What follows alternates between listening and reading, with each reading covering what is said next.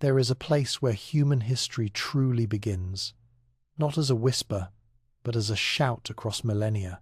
Between two rivers, the Tigris and the Euphrates, flowing through what we now call Iraq, something extraordinary happened.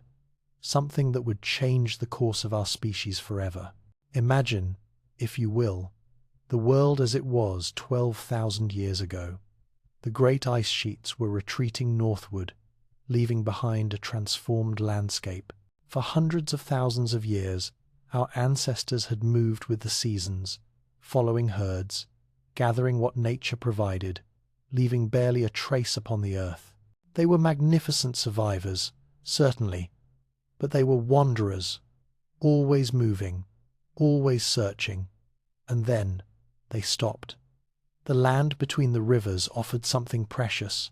As glaciers melted far to the north, water flowed generously through these twin arteries, creating a fertile crescent of possibility.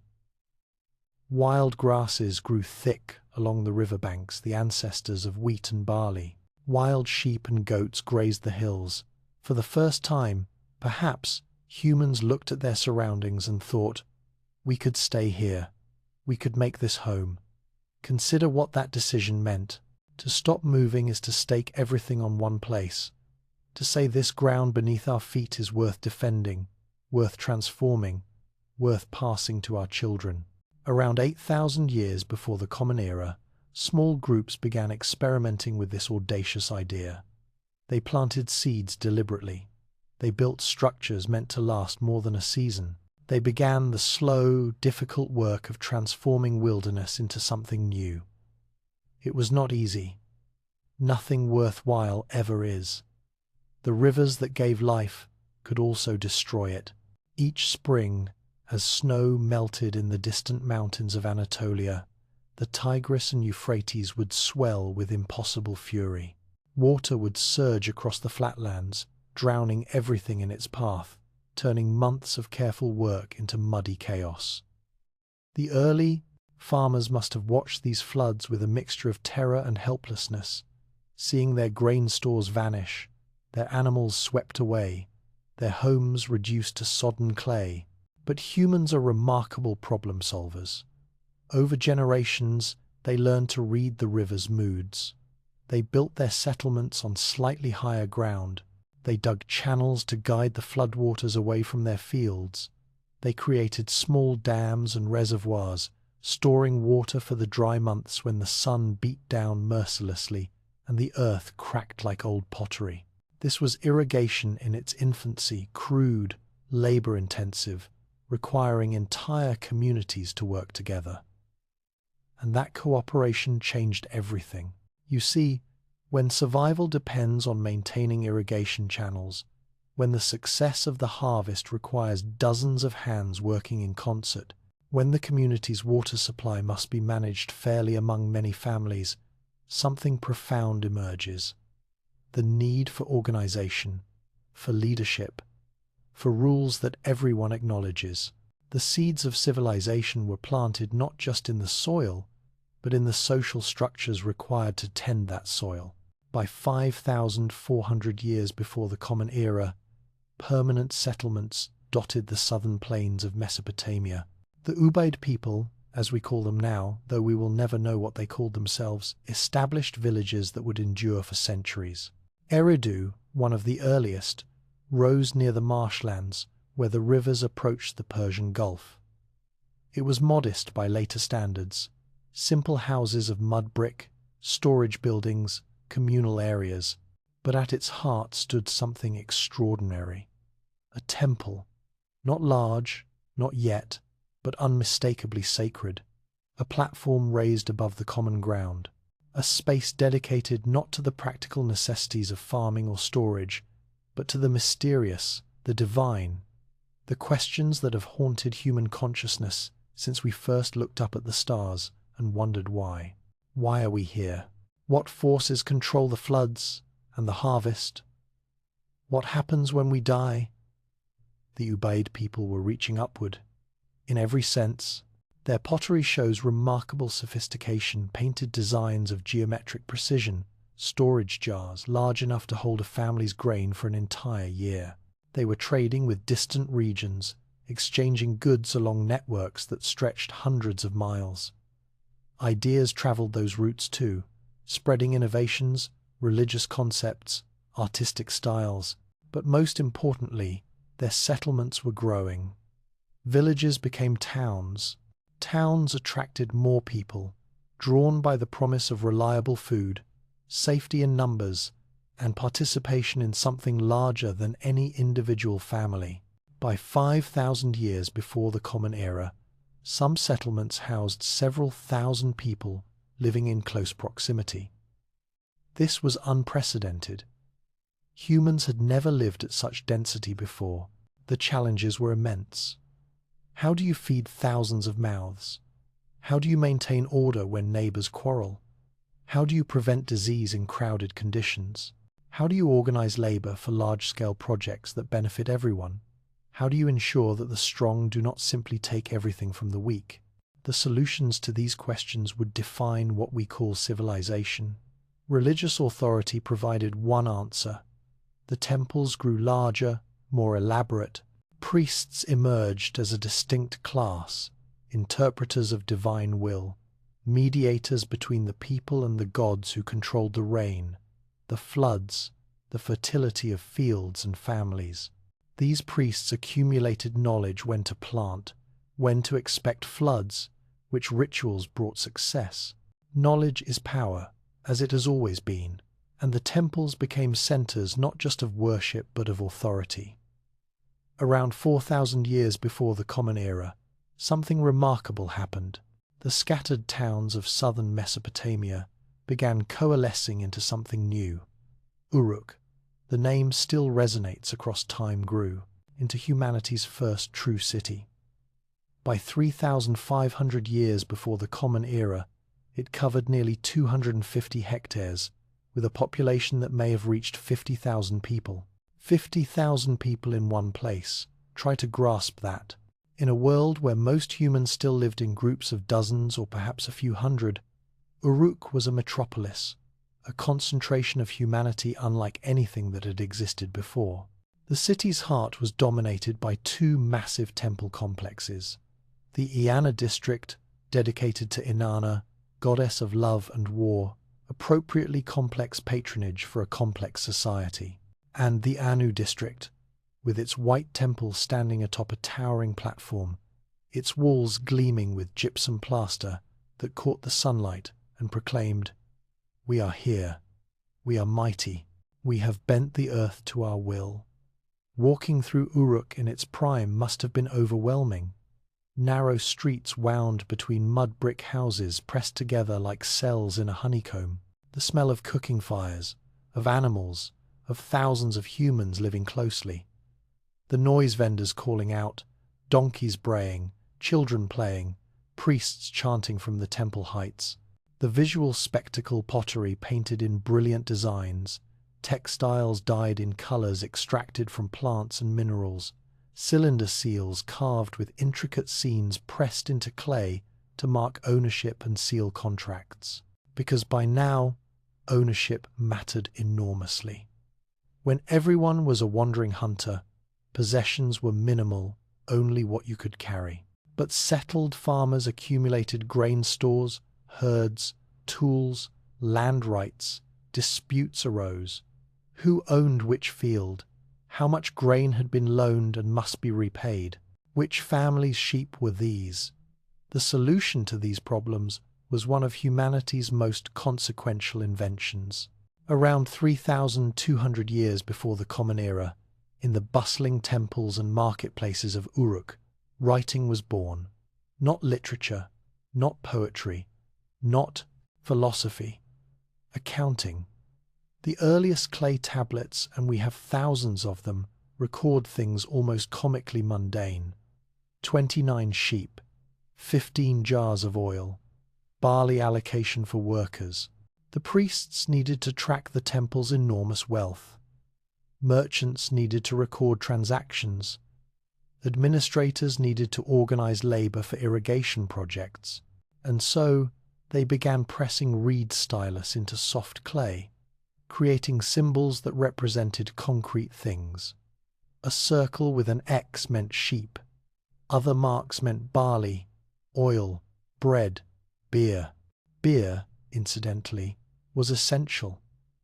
Water from the rivers could be dangerous to drink, but the brewing process made it safe. The Sumerians, as the people of this region came to be called, were enthusiastic brewers. They paid workers in beer rations. They offered beer to the gods. They wrote love poems comparing beautiful women to good beer. In Mesopotamia, civilization and beer arose together, a partnership that continues to this day. But I digress. The writing system, called cuneiform from the Latin cuneus, meaning wedge-shaped, rapidly became more sophisticated. Within a few centuries, those simple pictograms evolved into a system capable of representing abstract ideas, sounds, grammatical structures. Writing spread to other cities, Lagash, Nippur, Kish, each developing its own scribal traditions while maintaining mutual comprehensibility. And with writing came history. Before writing, the past was preserved only in oral tradition, in stories told around fires, in genealogies memorized and passed down. Unreliable, changeable. But once scribes began recording events on durable clay, the past became fixed. Kings could proclaim their victories for future generations. Priests could standardize religious texts. Merchants could settle disputes by consulting records from years past. Memory became external, no longer dependent on the fragile biology of individual human brains. The implications were staggering. Writing allowed knowledge to accumulate across generations. A scribe in 2,800 years before the Common Era could read tablets written 3 centuries earlier, learning from the dead. This accelerated everything: legal systems, religious thought, mathematics, literature, administrative sophistication. Civilization shifted into a higher gear. Yet these early cities were not peaceful utopias. The same organization that allowed cooperation also enabled conflict on a larger scale. City-states competed for resources, farmland, water rights, trade routes. Their kings raised armies, not just raiding parties of warriors, but organized formations of men trained to fight as units. The spoils of warfare enriched the victors, allowing them to build larger temples, better defenses, more impressive monuments. The ziggurat emerged as the defining architectural achievement of this era.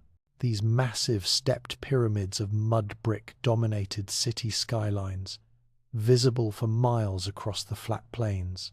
They were mountains made by human hands, reaching toward the heavens, places where the earthly and divine realms met. The kings who built them were proclaiming, "We are powerful, we are pious, we stand between you and the gods." Standing in the shadow of a ziggurat today, even in ruins, weathered by 4 millennia of wind and rain, you feel the weight of ambition. Each brick was molded, dried, and placed by human hands. Millions of bricks, thousands upon thousands of working hours, all in service of an idea, a belief that humanity could touch the sky. The people who built these cities were like us. They loved their children. They worried about the harvest. They laughed at jokes, fell in love, nursed grudges, dreamed of better futures. Their blood flows in modern veins, not just metaphorically, but literally. The farmers of southern Iraq today descend in part from those Sumerian pioneers. Genetic studies confirm it. The past is not as distant as we imagine. But what drove them? What made these early Mesopotamians undertake such monumental efforts, transforming a landscape of marsh and desert into city-states that would define what civilization means? Perhaps it was simply the recognition that together, humans can achieve what individuals cannot. A single farmer struggles against the flood. 1,000 farmers, organized and cooperating, can reshape the river itself. A lone person watching the night sky sees beauty and mystery. A priesthood watching for generations sees patterns, develops a calendar, predicts eclipses, begins the work of science. By 3,000 years before the Common Era, the transformation was complete. The age of wandering was over. Between the two rivers, humanity had built a new world, a world of cities and writing, of kings and laws, of irrigation and architecture, of specialized labor and accumulated wealth. The scattered villages of the Ubaid period had given birth to something unprecedented, civilization in its full flowering. This was the dawn, the first light. Everything that came after empires and armies, literature and law, mathematics and astronomy, the great sweeping narrative of human history began here, in the mud and reeds and sun-baked clay of southern Mesopotamia. The rivers flow still, carrying water from the mountains to the sea, as they did when the first farmers planted their grain. But the cities their descendants built, those monuments to human audacity and cooperation, lie mostly in ruins, buried under centuries of accumulated sand and silt. To walk among them is to confront time itself, to feel the weight of all those vanished lives, yet they are not truly gone. Every time you write a note, you honor the Sumerian scribes. Every time you check the date, you use their mathematics. Every time you buy and sell, you participate in systems they pioneered. The echoes of their voices carry forward through time, whispering of where we came from, reminding us of what humans can build when we work together. And this was only the beginning. The dawn gave way to full morning, to noon, to the heat of the day when empires rose and fell with breathtaking speed. But that is a story for what comes next, for the age when kings would claim divinity, when one man's ambition would forge the world's first empire, when the children of these early farmers would stride across the ancient world as conquerors. The rivers wait. History beckons. The story is just beginning. Power, once tasted, is rarely relinquished willingly. By 3,500 years before the Common Era, the landscape of southern Mesopotamia had transformed into something unprecedented, a constellation of city-states, each one a world unto itself, each one hungry. Uruk, Ur, Lagash, Kish, Nippur, Umma. These names rang out across the ancient world like bells, each tone distinct, each claiming supremacy over the others. This was no longer the age of quiet cooperation, of communities working together against the common enemy of nature's fury. This was the age of competition, of ambition, of men who looked at their neighbors' wealth and thought, that should be mine. The cities glittered with prosperity. Their populations swelled, their temples rose higher, their walls grew thicker, their armies became more formidable. But prosperity breeds envy, and proximity breeds conflict. These city-states were close enough to want what each other had: fertile land, water rights, trade routes, skilled craftsmen, grain stores, but independent enough to fight for it. Imagine standing on the walls of Uruk as the sun rises. Below you, the city stretches out in every direction, perhaps 60,000 people going about their morning routines. Smoke rises from thousands of cooking fires. The canals shimmer with reflected light as farmers guide their boats toward the fields. Beyond the walls, the orchards and grain fields extend like a green carpet toward the horizon. This is wealth. This is power. This is worth defending. But look beyond those fields, toward the distant walls of Ur, your rival. They have expanded their irrigation network, claiming water that once flowed to your farmers. Their merchants undersell yours in distant markets. Their king has proclaimed himself beloved of the gods, suggesting your king is less favored. The insult burns like salt in a wound. War, then, inevitable as the sunrise. But this was war transformed from the raids of earlier times. City-states could mobilize thousands of men, farmers and craftsmen pressed into service. Yes, but also professional soldiers who trained year-round in the arts of violence. They marched in formation, carrying bronze-tipped spears and axes, protected by leather armor studded with bronze plates. They had learned that discipline defeats courage, that coordinated movements of many can overwhelm the bravery of individuals. The Sumerian military formation, preserved for us on stone monuments and clay reliefs, was brutally effective. Men arrayed in tight ranks, large rectangular shields overlapping, spears projecting forward like the quills of some enormous hedgehog. They would advance slowly, inexorably, pushing opposing forces backward through sheer coordinated mass. Behind them came the shock troops, men with axes and maces to break through weakened lines. And behind them, the king himself, standing in a chariot pulled by donkeys, horses, had not yet arrived in Mesopotamia, surveying his army with the confidence of divinely sanctioned authority. Because these kings were not mere military commanders, they were intermediaries between humanity and the divine. When a king of Lagash waged war against Umma over disputed border territory, he did not simply claim the land was rightfully his. He proclaimed that Ningirsu, the warrior god, demanded it.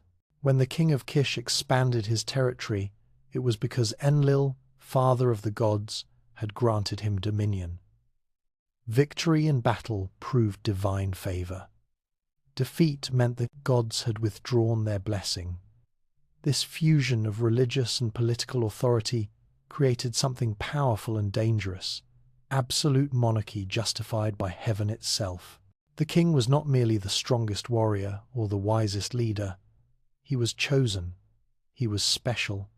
His word carried the weight of divine command, and some kings began to believe their own propaganda. Around 2,700 years before the Common Era, a king arose in Uruk whose name would echo through millennia, Gilgamesh. We cannot be certain if he truly lived. The historical record is fragmentary, frustrating.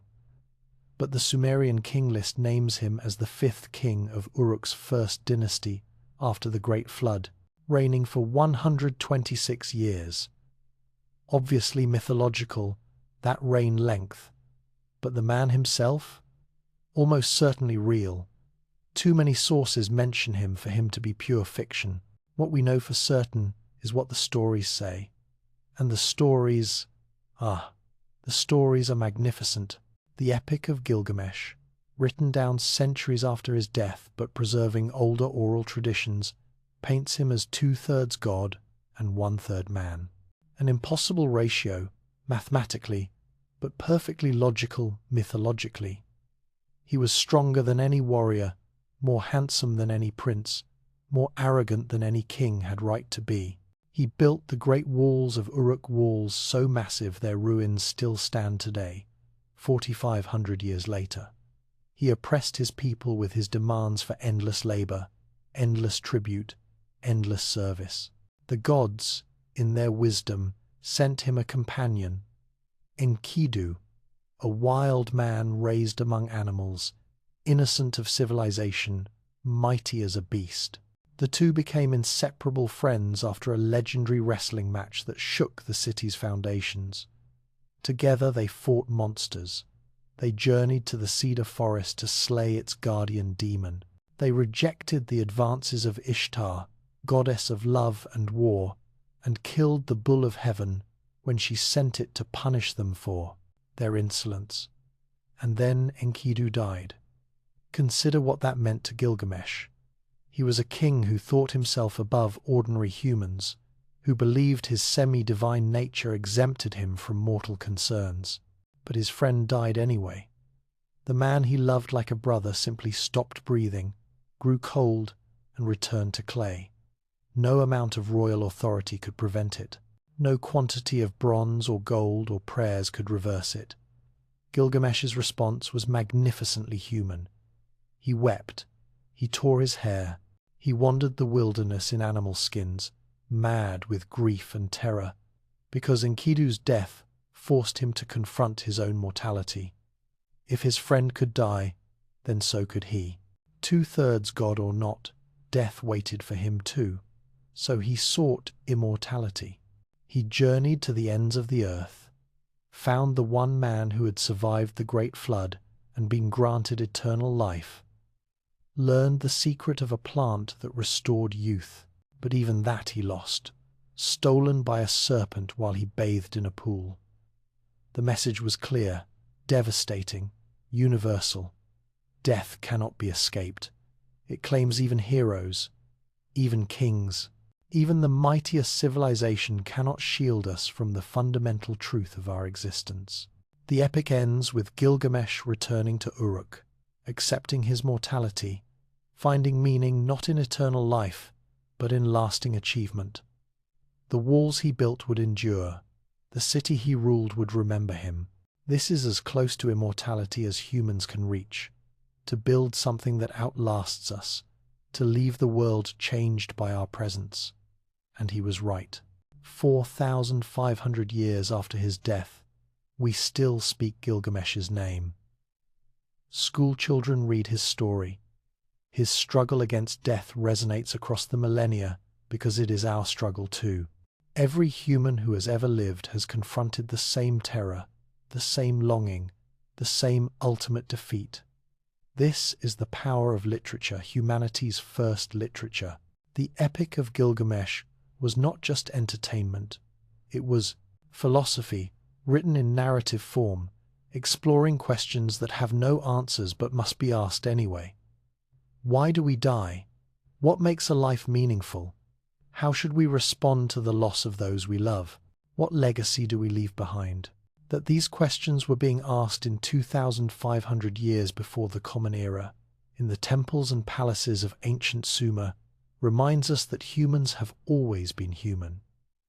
The technology changes, the cities rise and fall, but the essential concerns of the human heart remain constant across time. While Gilgamesh's legend grew, the political reality of Mesopotamia was shifting. The city-states continued their endless competition, but patterns were emerging. Certain cities gained preeminence through military success, only to lose it to rivals in the next generation. Kish would dominate for a time, then Uruk would rise, then Ur would claim hegemony, then Lagash would assert itself. The conflicts were sometimes petty border disputes over a few fields and sometimes grand. The rivalry between Lagash and Umma lasted for generations, with temples commissioning stone monuments to celebrate victories and curse enemies. Kings would capture enemy rulers and display them in cages for public humiliation. They would destroy irrigation works, ensuring their enemies' fields turned to desert. They would carry off statues of gods, holding them hostage in their own temples, because if you captured a city's patron deity, you had truly conquered them. This was total war, ancient style, not the clash of professional armies on distant battlefields, but the annihilation of enemy prosperity, the subjugation of entire populations, the deliberate destruction of agricultural infrastructure. Modern warfare is often called unprecedented in its destructiveness, but the Sumerians understood warfare's ultimate logic. To make your enemy unable to resist, you must destroy their ability to feed themselves, to organize themselves, to hope. Yet amid all this violence, civilization advanced. Necessarily so, because warfare requires resources, and resources require sophisticated organization. To field large armies, you need surplus food production. To produce surplus food, you need advanced irrigation and agricultural techniques. To coordinate irrigation across vast territories, you need writing and mathematics and bureaucracy. To justify warfare to your population, you need religious ideology and propaganda. To commemorate victories, you need art and architecture. War and civilization are not opposites. They are partners, terrible and inseparable, each driving the other forward. The temples grew ever more magnificent. The Standard of Ur, discovered in a royal tomb and dating to about 2,600 years before the Common Era, shows us Sumerian society in exquisite detail. On one side, war, soldiers in tight formation, enemies trampled beneath wheels, prisoners paraded before the king. On the other side, peace, musicians playing harps and lyres, servants bringing tribute, the king presiding over a feast. The message is clear. Military victory enables cultural flourishing. The spoils of war fund artistic achievement. And the art was stunning. Gold jewelry of incredible delicacy. Lapis lazuli imported from distant Afghanistan, carved into cylinder seals showing mythological scenes. Musical instruments decorated with bulls' heads fashioned from precious metals. Headdresses of gold leaves and carnelian beads.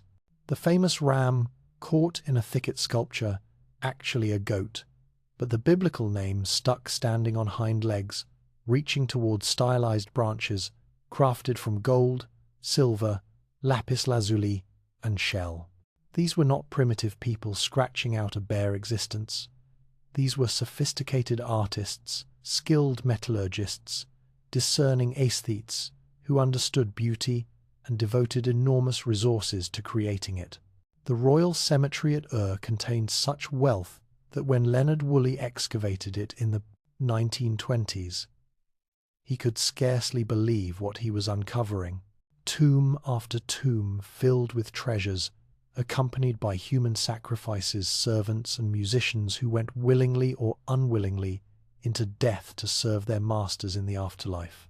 That practice disturbs modern sensibilities, as well it should, but it speaks to the absolute power these kings wielded, the belief systems that made such sacrifices conceivable, the hierarchies that placed royal lives above dozens of common ones. These were not egalitarian societies. The gap between king and peasant was as vast as the gap between peasant and livestock. Yet the peasants benefited too, in ways. The kings built city walls that protected everyone. The temples distributed food during famines. The irrigation systems served common farmers as well as royal estates. And increasingly, law codes emerged to protect the weak from the strong, or at least to establish that there were rules, that even the powerful faced consequences for arbitrary violence.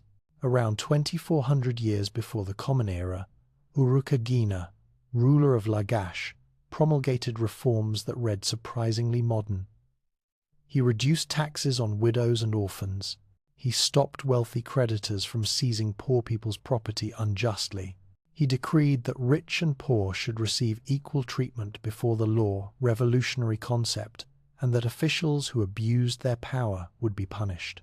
His proclamations were carved in stone and set up in public places for all to see, or rather, for all literate people to see, which was a tiny fraction of the population.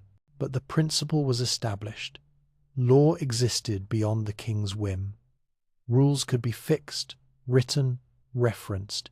Justice should be predictable rather than arbitrary. This was civilization maturing, developing institutions that transcended individual rulers, creating systems that would persist even as dynasties rose and fell.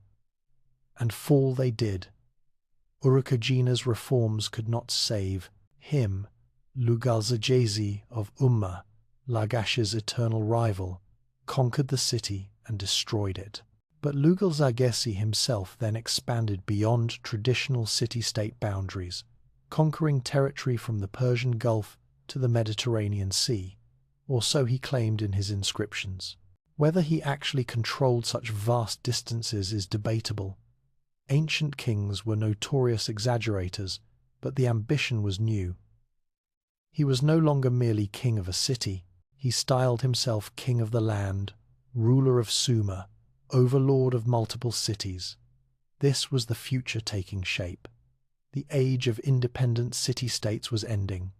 The age of empires was about to begin, and it would begin with violence. It would begin with betrayal. It would begin with a man of mysterious origins who rose from absolute obscurity to forge the world's first true empire through genius, brutality, and relentless ambition. His name was Sargon, and he was about to change everything. The stage was set. The armies were ready. The old order, with its competing city-states and endless petty conflicts, was exhausted, vulnerable, ripe for overthrow. All it needed was one man capable of seeing beyond traditional boundaries, one leader willing to gamble everything on audacious vision. The rivers flowed on, indifferent to human ambition, but the currents of history were shifting. The age of city kings was reaching its climax. What came next would reshape the ancient world so completely that nothing would ever be the same. The sun sets on Uruk's mighty walls. Tomorrow, a new dawn rises, an empire's dawn, and blood will water the fields of Mesopotamia before that new order is established. History holds its breath. The moment approaches. Every great empire begins with a story, and some stories are so extraordinary they blur the boundary between history and legend. Around 2334 years before the Common Era, a man named Sargon seized power in the city of Kish. Within decades, he would control territory stretching from the Persian Gulf to the Mediterranean Sea, from the mountains of Iran to the deserts of Syria. He would create the world's first empire, not merely a dominant city-state, but a unified realm under single authority, with standardized administration, a common language of power, and an army that could project force across hundreds of miles. But who was Sargon? Where did he come from? The legend, and it may be only legend, though legends often preserve kernels of truth, says he was born in secret to a high priestess who could not acknowledge her pregnancy. She placed him in a reed basket sealed with bitumen and set him adrift on the Euphrates River. A gardener named Aki found the basket, raised the child as his own, and taught him the humble craft of tending plants and trees. Does this sound familiar? It should. The abandoned infant, the basket in the river, the miraculous rescue. This story pattern appears across cultures and centuries. Moses in the Nile, Romulus and Remus on the Tiber. The hero's origin must be both lowly and miraculous, both ordinary and touched by destiny. It is as if humanity recognizes that true greatness cannot come from privilege alone. It must be earned through hardship, proven through unlikely ascent. Whether Sargon truly was a foundling, we will never know. But the story served him perfectly. It said to the world, "I am self-made. I owe nothing to inherited privilege. The gods themselves placed me on this path, and my rise proves their favor." From gardener, young Sargon became cupbearer to Ur-Zababa, king of Kish. This was no menial position. Cupbearers stood close to power, were privy to secrets, handled what the king consumed, and therefore had to be utterly trusted. They saw how decisions were made, how power operated, how the machinery of state functioned. It was an education in authority. And then Sargon betrayed his king, or overthrew him, or was elevated by popular acclaim. The sources disagree, as they often do when conquest rewrites history. But the result was clear. Sargon took the throne of Kish for himself, and then he looked around at the fractured landscape of Mesopotamia, dozens of city-states, each jealously independent, each claiming divine sanction, each ready to fight the others for marginal advantages. And he had a vision, a unified realm, one king, one empire. Lugal-Zaggisi of Uruk, who had recently conquered much of Sumer, stood in his way. This was the man who styled himself king of the land, who had destroyed Lagash, who controlled the richest cities of the south. He was established, he was powerful, he had legitimacy. Sargon crushed him utterly. The battle was decisive. Lugal-Zaggisi's armies broke before Sargon's assault.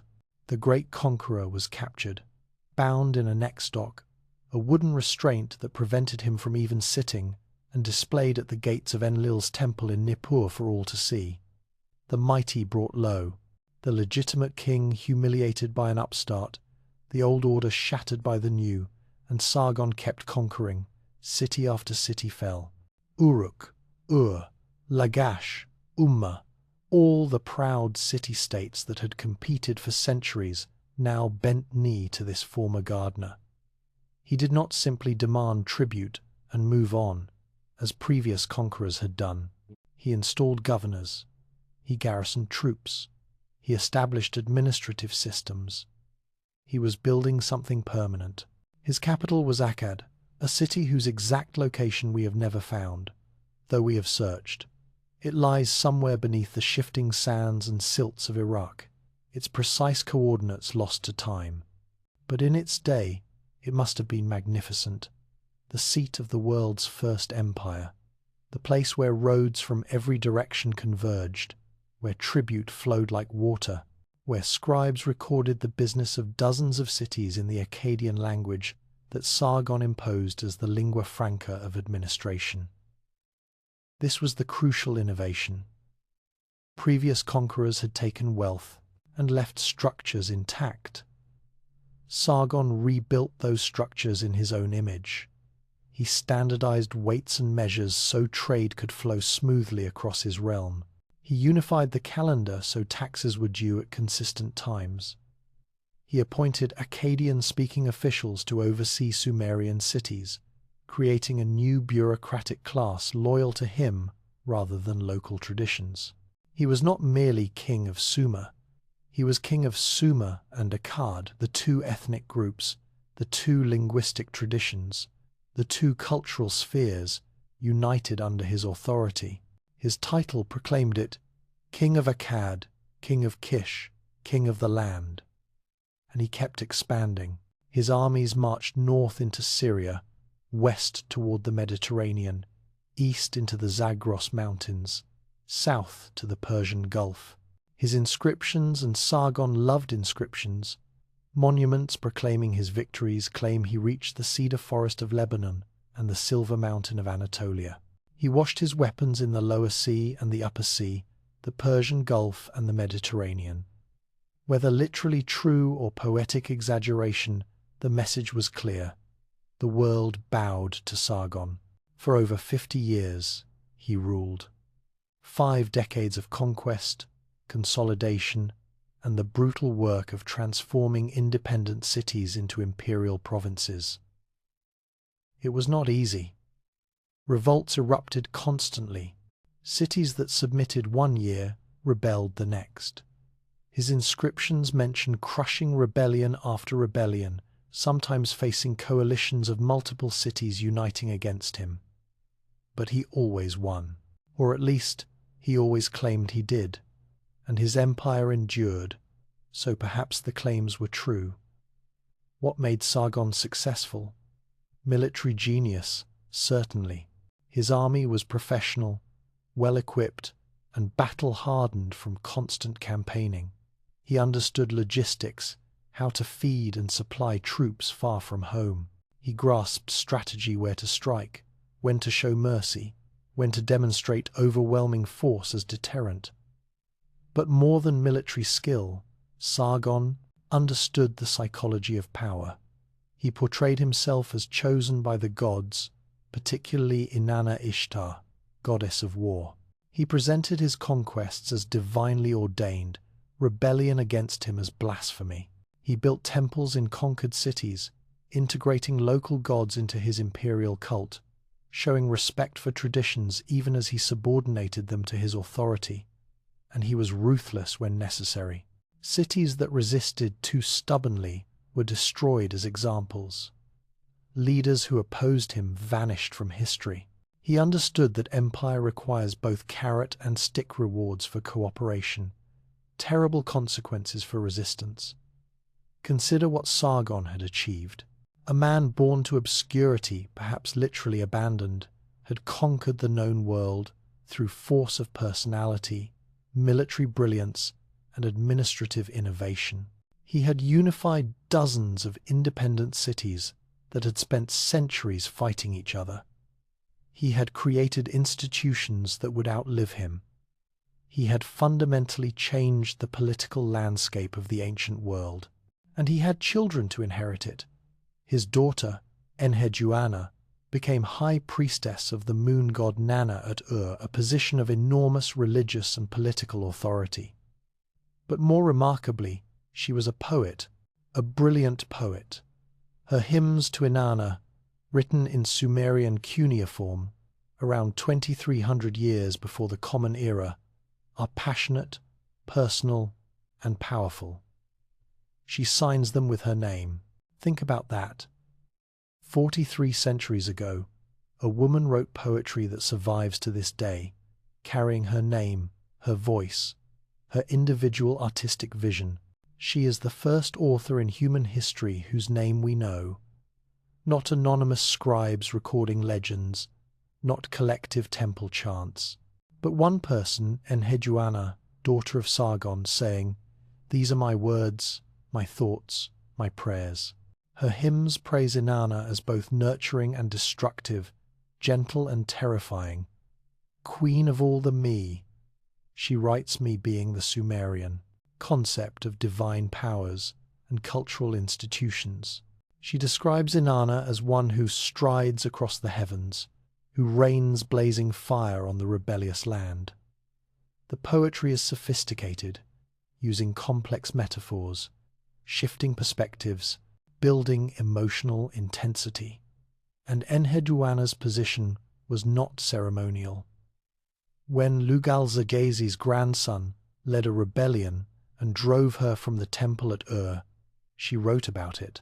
Her Exaltation of Inanna describes her exile, her despair, her prayers for restoration, and her eventual triumphant return when the rebellion was crushed. Personal experience transformed into literature, an individual voice responding to historical events. This is when literature becomes fully human, not just stories about heroes, not just religious texts, but one person's experience, one person's emotions, preserved in writing for 43 centuries, speaking to us across the vast gulf of time. Sargon's empire passed to his sons. Rimush ruled briefly, then Manishtushu, both capable kings who maintained their father's conquests and crushed revolts. Then came Naram-Sin, Sargon's grandson, and here the story becomes both glorious and cautionary. Naram-Sin was a warrior like his grandfather. His armies ranged even further into Anatolia, into Elam, deep into the mountains of Iran. His monuments show him leading troops into battle, trampling enemies beneath his feet, standing beneath the stars that symbolize the gods. He was young, confident, and absolutely convinced of his divine right to rule. So convinced, in fact, that he took the unprecedented step of declaring himself a god, not semi-divine, like Gilgamesh, not chosen by the gods, like his grandfather, an actual god. He wrote his name with the divine determinative, the symbol that preceded God's names in cuneiform text. He had temples built in his own honor. He demanded worship. This was hubris on a cosmic scale, and the ancient world had strong feelings about hubris. Naram-Sin's reign began with victories. He defeated a coalition of 17 kings who united against him. He campaigned successfully in all directions, expanding the empire beyond even Sargon's impressive boundaries. He built extensively in Akkad, creating monuments to his glory. For a time, it seemed the gods truly did favor him. Then came Lulubi. The Lulubi were mountain people from the Zagros range, tough fighters accustomed to harsh terrain. They had been making trouble on the empire's eastern frontier. Naram-Sin marched against them and won a decisive victory. To commemorate this triumph, he commissioned a monument that still stands today in the mountains of Iran, the Victory Stele of Naram-Sin. It is magnificent, carved into red limestone, standing over 2 meters tall. It shows the king climbing a mountain, his soldiers following, enemies falling before him. Naram-Sin himself is larger than life, literally depicted at a scale beyond other humans, wearing the horned crown of divinity. Stars shine above him. His enemies beg for mercy. He strides upward toward heaven itself. The artistry is sophisticated.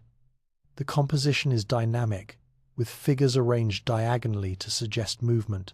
The carving is detailed. You can see individual faces, weapons, even the pleats in garments. This is not primitive art. This is the work of master craftsmen serving a king who demanded the best. But look carefully at that image. A man proclaiming himself divine, trampling his enemies, reaching toward the stars. The Greeks, 2,000 years later, would have recognized this pattern immediately. Pride before the fall. The texts tell us what happened next, though scholars debate the details. A barbarian people called the Gutians swept down from the northern mountains. They were wild, unsophisticated, tribal, everything the Akkadians considered themselves superior to. But they were fierce fighters, and they came in overwhelming numbers. The empire crumbled. Not all at once, these things never happen, instantly.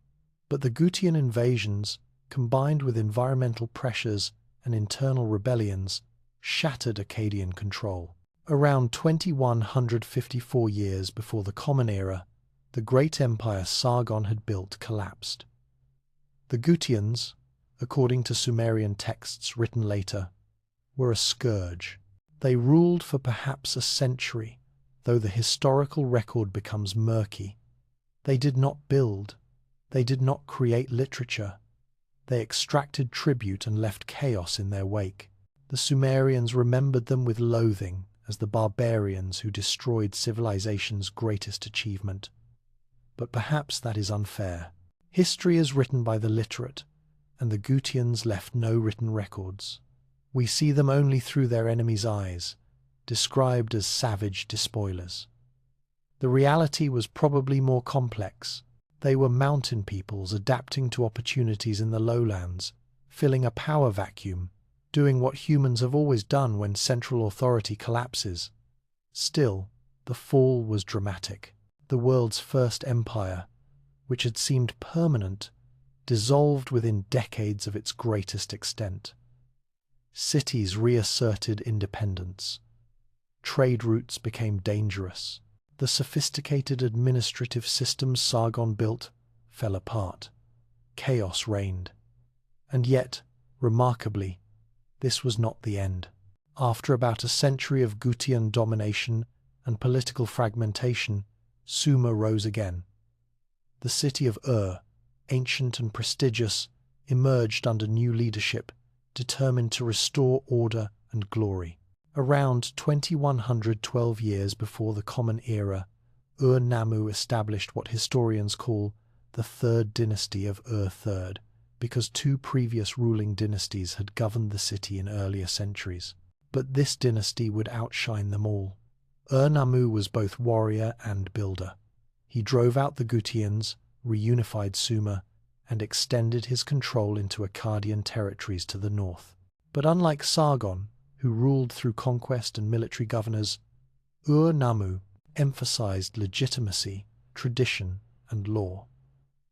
He commissioned the earliest known law code, predating the famous Code of Hammurabi by 3 centuries. While not as complete or sophisticated as later codes, Ur-Nammu's laws established principles that would echo through history. They set standard compensations for injuries. They protected widows and orphans. They established that justice should be predictable, based on written standards rather than arbitrary judgment. And he built. Oh, how he built! The great ziggurat of Ur rose during his reign 3 terraced levels of mud brick, with a shrine to Nanna, the moon god, at its summit. The base measured over 60 meters by 45 meters. The walls sloped inward for stability and visual effect. Exterior staircases led to the upper levels. The whole structure was covered with fired bricks set in bitumen, protecting the mud brick core from erosion. Standing before that ziggurat, even in ruins, you feel the weight of ambition. Millions of bricks, each one hand-molded and fired. Years of labor. Thousands of workers, all to create a mountain where none existed, a stairway to heaven, a physical manifestation of the connection between earth and sky, between humanity and divinity. Ur-Nammu did not live to see it completed. He died in battle around 2195 years before the Common Era, and his son Shulgi finished the Great Ziggurat and much else besides. Shulgi reigned for nearly half a century, one of the longest reigns in ancient history. He was a remarkable administrator, reorganizing the empire along rational lines, creating a sophisticated bureaucracy that generated thousands upon thousands of clay tablets recording every detail of state business. Tax collection, labor assignments, temple offerings, military deployments, diplomatic correspondence, all meticulously recorded. We have tens of thousands of these tablets. They provide an extraordinarily detailed picture of how an ancient empire actually functioned day to day. Not the grand narratives of conquest and divine favor, but the mundane reality. So many sheep allocated to this temple, so many workers assigned to that canal project, so many bushels of grain collected as tax from these fields. This was empire at its most organized, most rational, most bureaucratically sophisticated. The third dynasty of Ur created systems that, in their complexity and attention to detail, would not be surpassed until much later in history. Shulgi also proclaimed himself divine, taking up where Naram-Sin had left off. But Shulgi was smarter about it. He built temples, yes, but he also emphasized his role as just king, wise administrator, protector of the weak. He wrote hymns or had them written praising himself not just as warrior but as scribe, musician, athlete, polymath. He ran between cities. His hymns mention a supernatural run from Nippur to Ur and back, covering over 100 miles in a day through a terrible storm, arriving fresh and untroubled.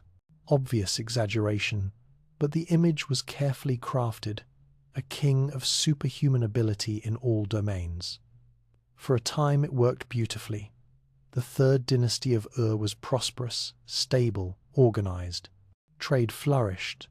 The arts thrived, the temples grew wealthy, the ziggurats towered over well-ordered cities, where scribes recorded everything, and justice was administered according to established law. But empires are fragile things. They require constant maintenance, constant vigilance, constant projection of power. Any weakness invites challenge. And the third dynasty of Ur, for all its sophistication, could not escape the fundamental problem all empires face. The center cannot hold forever. Around 20,004 years before the Common Era, disaster struck. The Elamites from the east invaded, captured Ur's last king, Ibbi-Sin, and carried him off to Elam in chains. The Amorites, Semitic-speaking peoples from the western deserts, had been infiltrating for decades, and now they surged into the power vacuum. The empire fragmented almost overnight. A Sumerian poem, The Lamentation over the Destruction of Ur, captures the catastrophe in heartbreaking terms. The gods have abandoned the city. Enemies swarm through the streets. Bodies lie unburied. The temples burn. The people weep. Even the most powerful empire, blessed by the gods, maintained through sophisticated administration, can fall to ruin. Nothing lasts forever. Nothing is secure. And yet, even as Ur fell, its legacy endured. The law codes would inspire successors. The administrative techniques would be copied. The architectural achievements would be emulated. The literature would be preserved and studied. Sargon's empire collapsed. The third dynasty of Ur crumbled. But the idea of empire unified, rule over vast territories, standardized administration, projection of power across hundreds of miles, that idea survived. It would be picked up by new peoples, new kings, new dynasties. The rivers flowed on. The sun rose and set over the ziggurats. Now silent, their priests scattered or dead. But somewhere in the ruins, clay tablets lay buried, preserving the records of ambition and achievement, waiting for archaeologists millennia later to read them and remember the age of Sumer was ending. But the age of empires had only just begun. From chaos, new order always emerges. It is one of history's reliable patterns. Power vacuums do not remain empty for long. Someone always steps forward, ambitious and capable, to claim dominion over the ruins of fallen empires. In the wake of Ur's collapse, Mesopotamia fractured into competing kingdoms. The Amorites, those Semitic-speaking peoples who had infiltrated from the western deserts, now dominated the political landscape. They established dynasties in multiple cities: Isin, Larsa, Babylon, Assur. Each king claimed legitimacy as heir to Sumer's ancient traditions, as protector of the old gods, as restorer of civilization. But one city would eclipse all the others. One dynasty would forge an empire more enduring than Sargon's, more sophisticated than Ur's, more influential than any that came before. That city was Babylon, and its greatest king was named Hammurabi. Babylon had been a minor settlement for centuries, notable mainly for its strategic position on the Euphrates River. It was neither as ancient as Ur nor as prestigious as Nippur. Its god, Marduk, was respected but not preeminent among the Mesopotamian pantheon. Nothing suggested this city would become the jewel of the ancient world, its name synonymous with power, wealth, and splendor. But location matters. Babylon sat at the intersection of major trade routes, where north met south, where the rich agricultural lands of the south connected to the resources of the north. Control Babylon, and you controlled commerce. And commerce, increasingly, was the foundation of power. When Hammurabi came to the throne around 1792 years before the Common Era, Babylon was one kingdom among many, hemmed in by more powerful neighbors. To the south, Rim-Sin of Larsa dominated.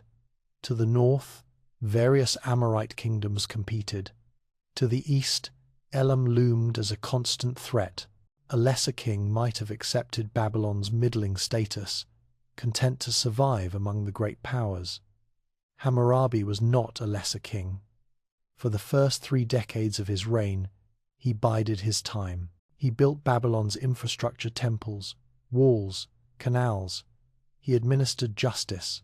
He maintained diplomatic relations with neighboring kingdoms, playing them against each other, forming alliances, breaking them when convenient, always maneuvering for advantage. He was patient, cunning, and utterly ruthless beneath a veneer of piety and justice. The tablets preserve his correspondence. We can read his letters to governors and generals, and they reveal a micromanager, a detail-oriented administrator who wanted reports on everything, who made decisions about troop, deployments and tax collections and temple renovations personally. He was hands-on, involved, obsessive about control. And when he finally struck, his enemies barely saw it coming. In his 30th year, Hammurabi turned on Larsa, his southern rival, Rim-Sin, who had ruled for 60 years and seemed invincible, fell in a swift campaign. Hammurabi's armies were well-trained, well-supplied, and ruthlessly efficient. City after city surrendered or was conquered. Within a few years, all of southern Mesopotamia acknowledged Hammurabi as king. Then he turned north. Mari, a wealthy trading city on the Euphrates, had been Babylon's ally. That alliance ended when it no longer served Hammurabi's purposes. He conquered Mari, destroyed its palace, and absorbed its territory. Eshnunna, another rival, fell to his armies. Assur in the far north became a vassal state. By the time Hammurabi died, around 1750 years before the Common Era, he controlled an empire stretching from the Persian Gulf to the edges of Assyria, from the Zagros Mountains to the Syrian desert. He had unified Mesopotamia under Babylonian rule, and this time the unification would last not forever, but for centuries. with Babylon remaining the region's political and cultural center even when foreign dynasties controlled it. But Hammurabi's true immortality comes not from conquest, it comes from law. Around 1754 years before the Common Era, Hammurabi commissioned a monument, a black basalt stele over 2 meters tall, carved with one of history's most influential documents. At the top, the king stands before Shamash, god of justice, receiving the law from divine hands. Below, in elegant cuneiform script, are inscribed 282 legal provisions covering everything from property disputes to family law, from commercial transactions to criminal penalties. This is the famous Code of Hammurabi. Though code is somewhat misleading, it is not comprehensive legislation in the modern sense. Rather, it is a collection of legal principles, case precedents, and judicial decisions meant to demonstrate Hammurabi's wisdom and justice. The prologue makes this clear. The gods chose Hammurabi to promote the welfare of the people, to cause justice to prevail in the land, to destroy the wicked and the evil, that the strong might not oppress the weak. Noble sentiments, and some of the provisions genuinely protect the vulnerable. If a builder constructs a house poorly and it collapses, killing the owner, the builder is executed. If it kills the owner's son, the builder's son is executed.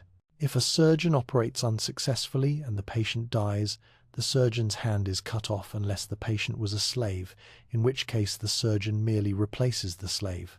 Justice, but justice stratified by social class.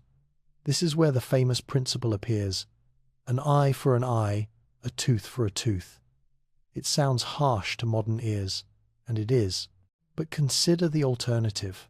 In a society where feuds could spiral into endless cycles of revenge, where a murder might lead to the killing of the murderer's entire family, proportional justice was actually progressive.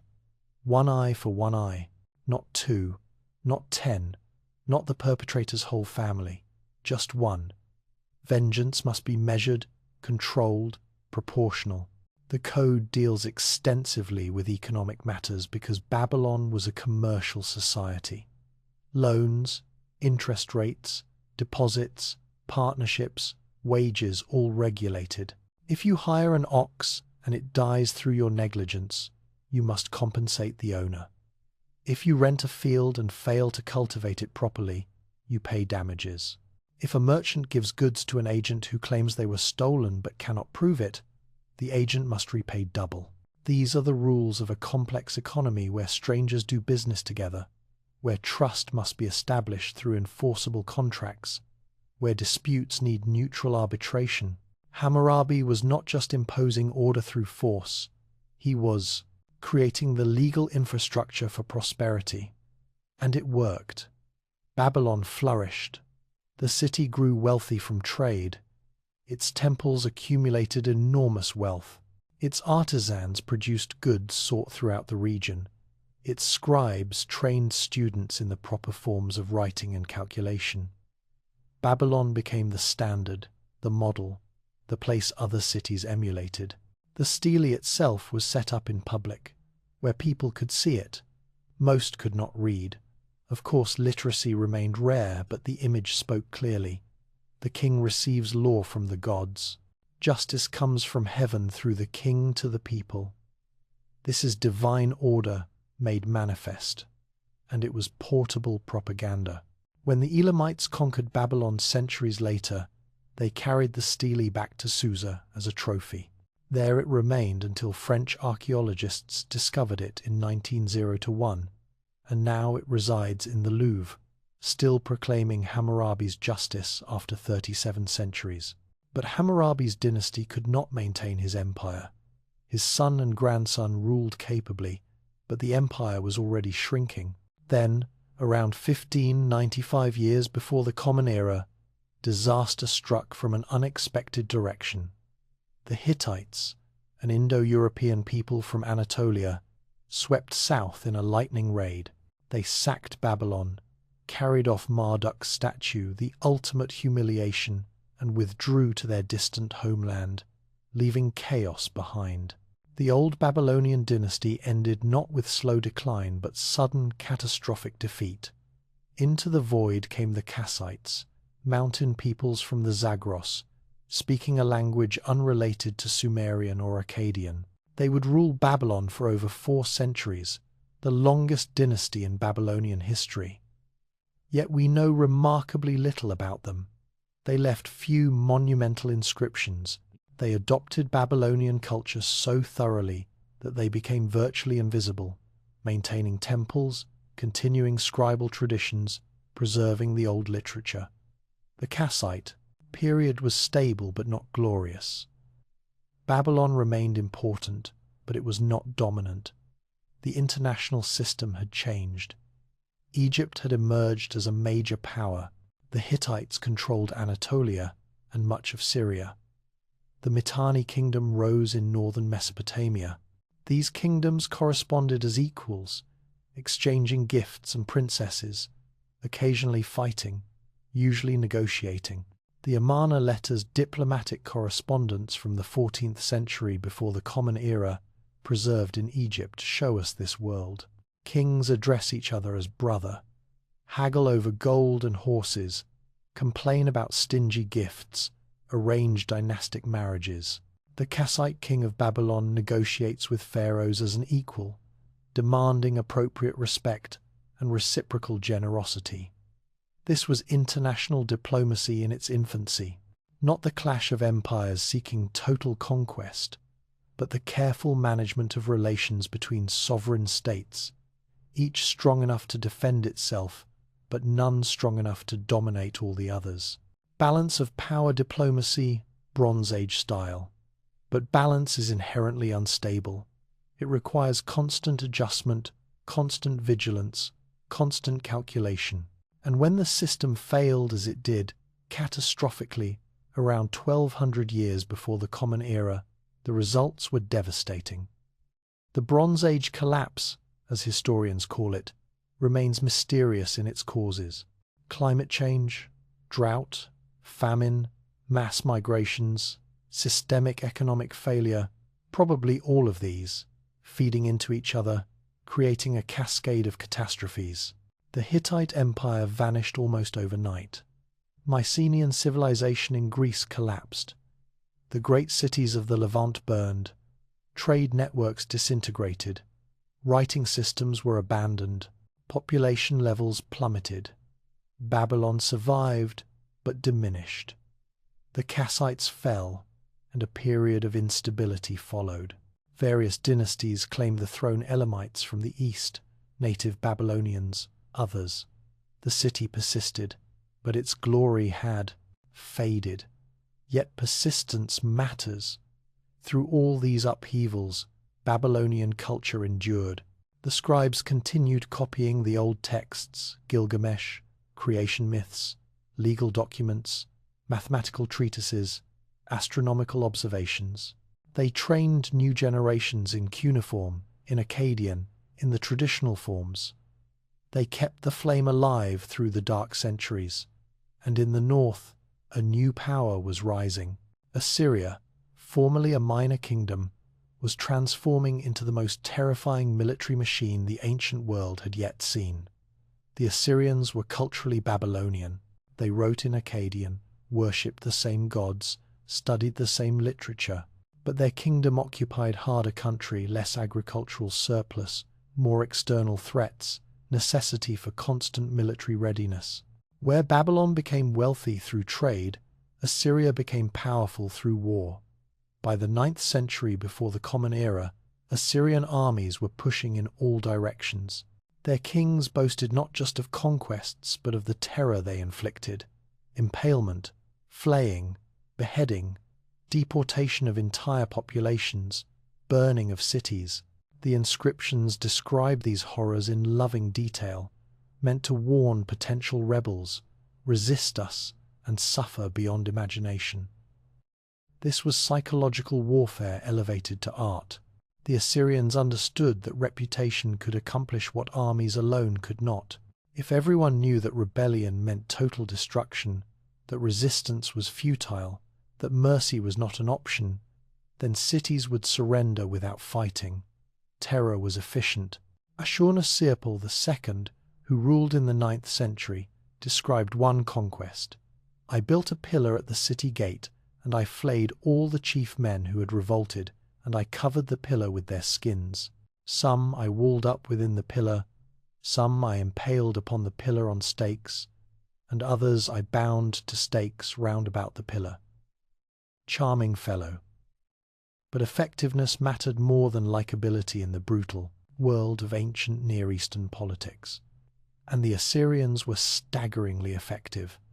They developed iron weapons while others still relied on bronze. They created a professional standing army, not seasonal levies of farmers. They invented siege warfare techniques, battering rams, siege towers, mining tunnels that could reduce any city, no matter how strong its walls. They built roads to move armies quickly. They established an intelligence network to monitor conquered territories. They deported rebellious populations and resettled them far from their homelands, breaking ethnic loyalties and creating multicultural provinces dependent on Assyrian authority for order. This was empire as machine, designed for conquest and control, ruthlessly efficient, terrifyingly powerful. Tiglath-Pileser III, ruling in the 8th century before the Common Era, reorganized the entire imperial system, turning Assyria from a kingdom that extracted tribute into an empire that directly administered provinces. He conquered Damascus. He reduced Israel to vassalage.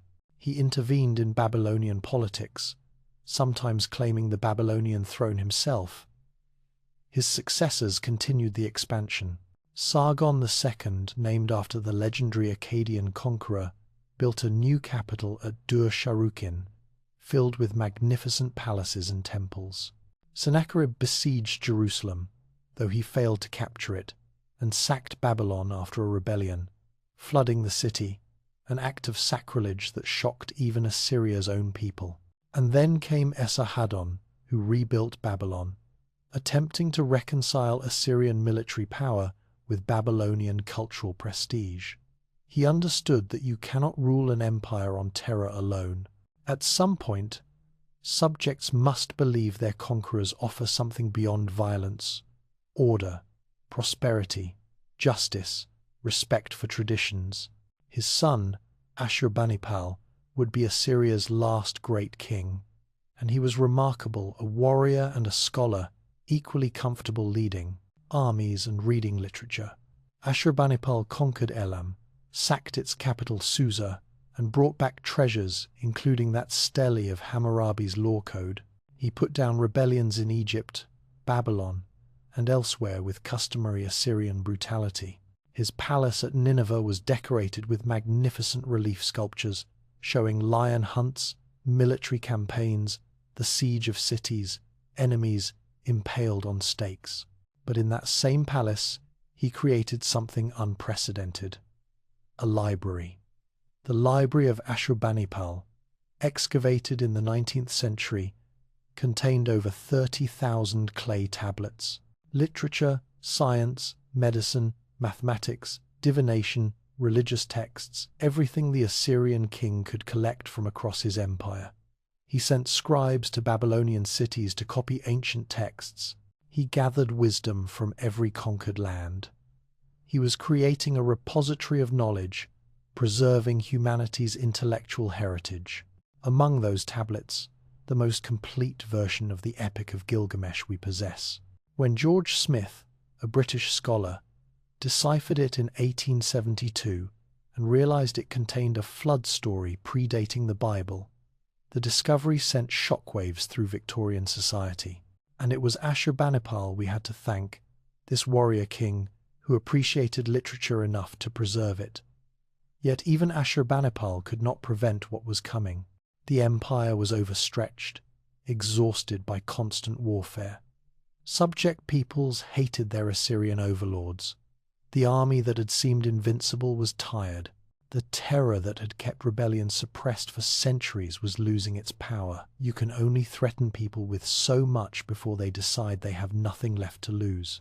Around 626 years before the Common Era, Babylon rebelled again under Nabopolassar, a Chaldean chieftain who claimed the Babylonian throne. This time, the rebellion succeeded. Nabopolassar allied with the Medes, an Iranian people, and together they turned on Assyria like wolves on a wounded bear. In 612 years before the Common Era, they besieged Nineveh, the great capital, city of Ashurbanipal's library, Sennacherib's palaces. Centuries of accumulated wealth fell after 3 months. The Medes and Babylonians sacked it thoroughly. They burned the palaces. They looted the temples. They slaughtered the population or sold them into slavery. The city that had terrorized the world was destroyed so completely that later Greek historians thought Nineveh was legendary rather than real. A Hebrew prophet named Nahum captured the world's reaction. Woe to the bloody city, all full of lies and plunder. All who hear the news of you clap their hands over you, for upon whom has not come your unceasing evil? The whole world celebrated Assyria's fall. That alone tells you something about how they ruled. And with Assyria gone, a power vacuum opened in the Near East. Who would fill it? Egypt tried, marching north to claim the old Assyrian territories. But Egypt's time had passed. The future belonged to Babylon, risen from centuries of subordination, ready to reclaim its ancient glory. The stage was set for Babylon's golden age, and the king who would make it happen was already preparing for greatness. His name was Nebuchadnezzar, and he would make Babylon a wonder that the world would never forget.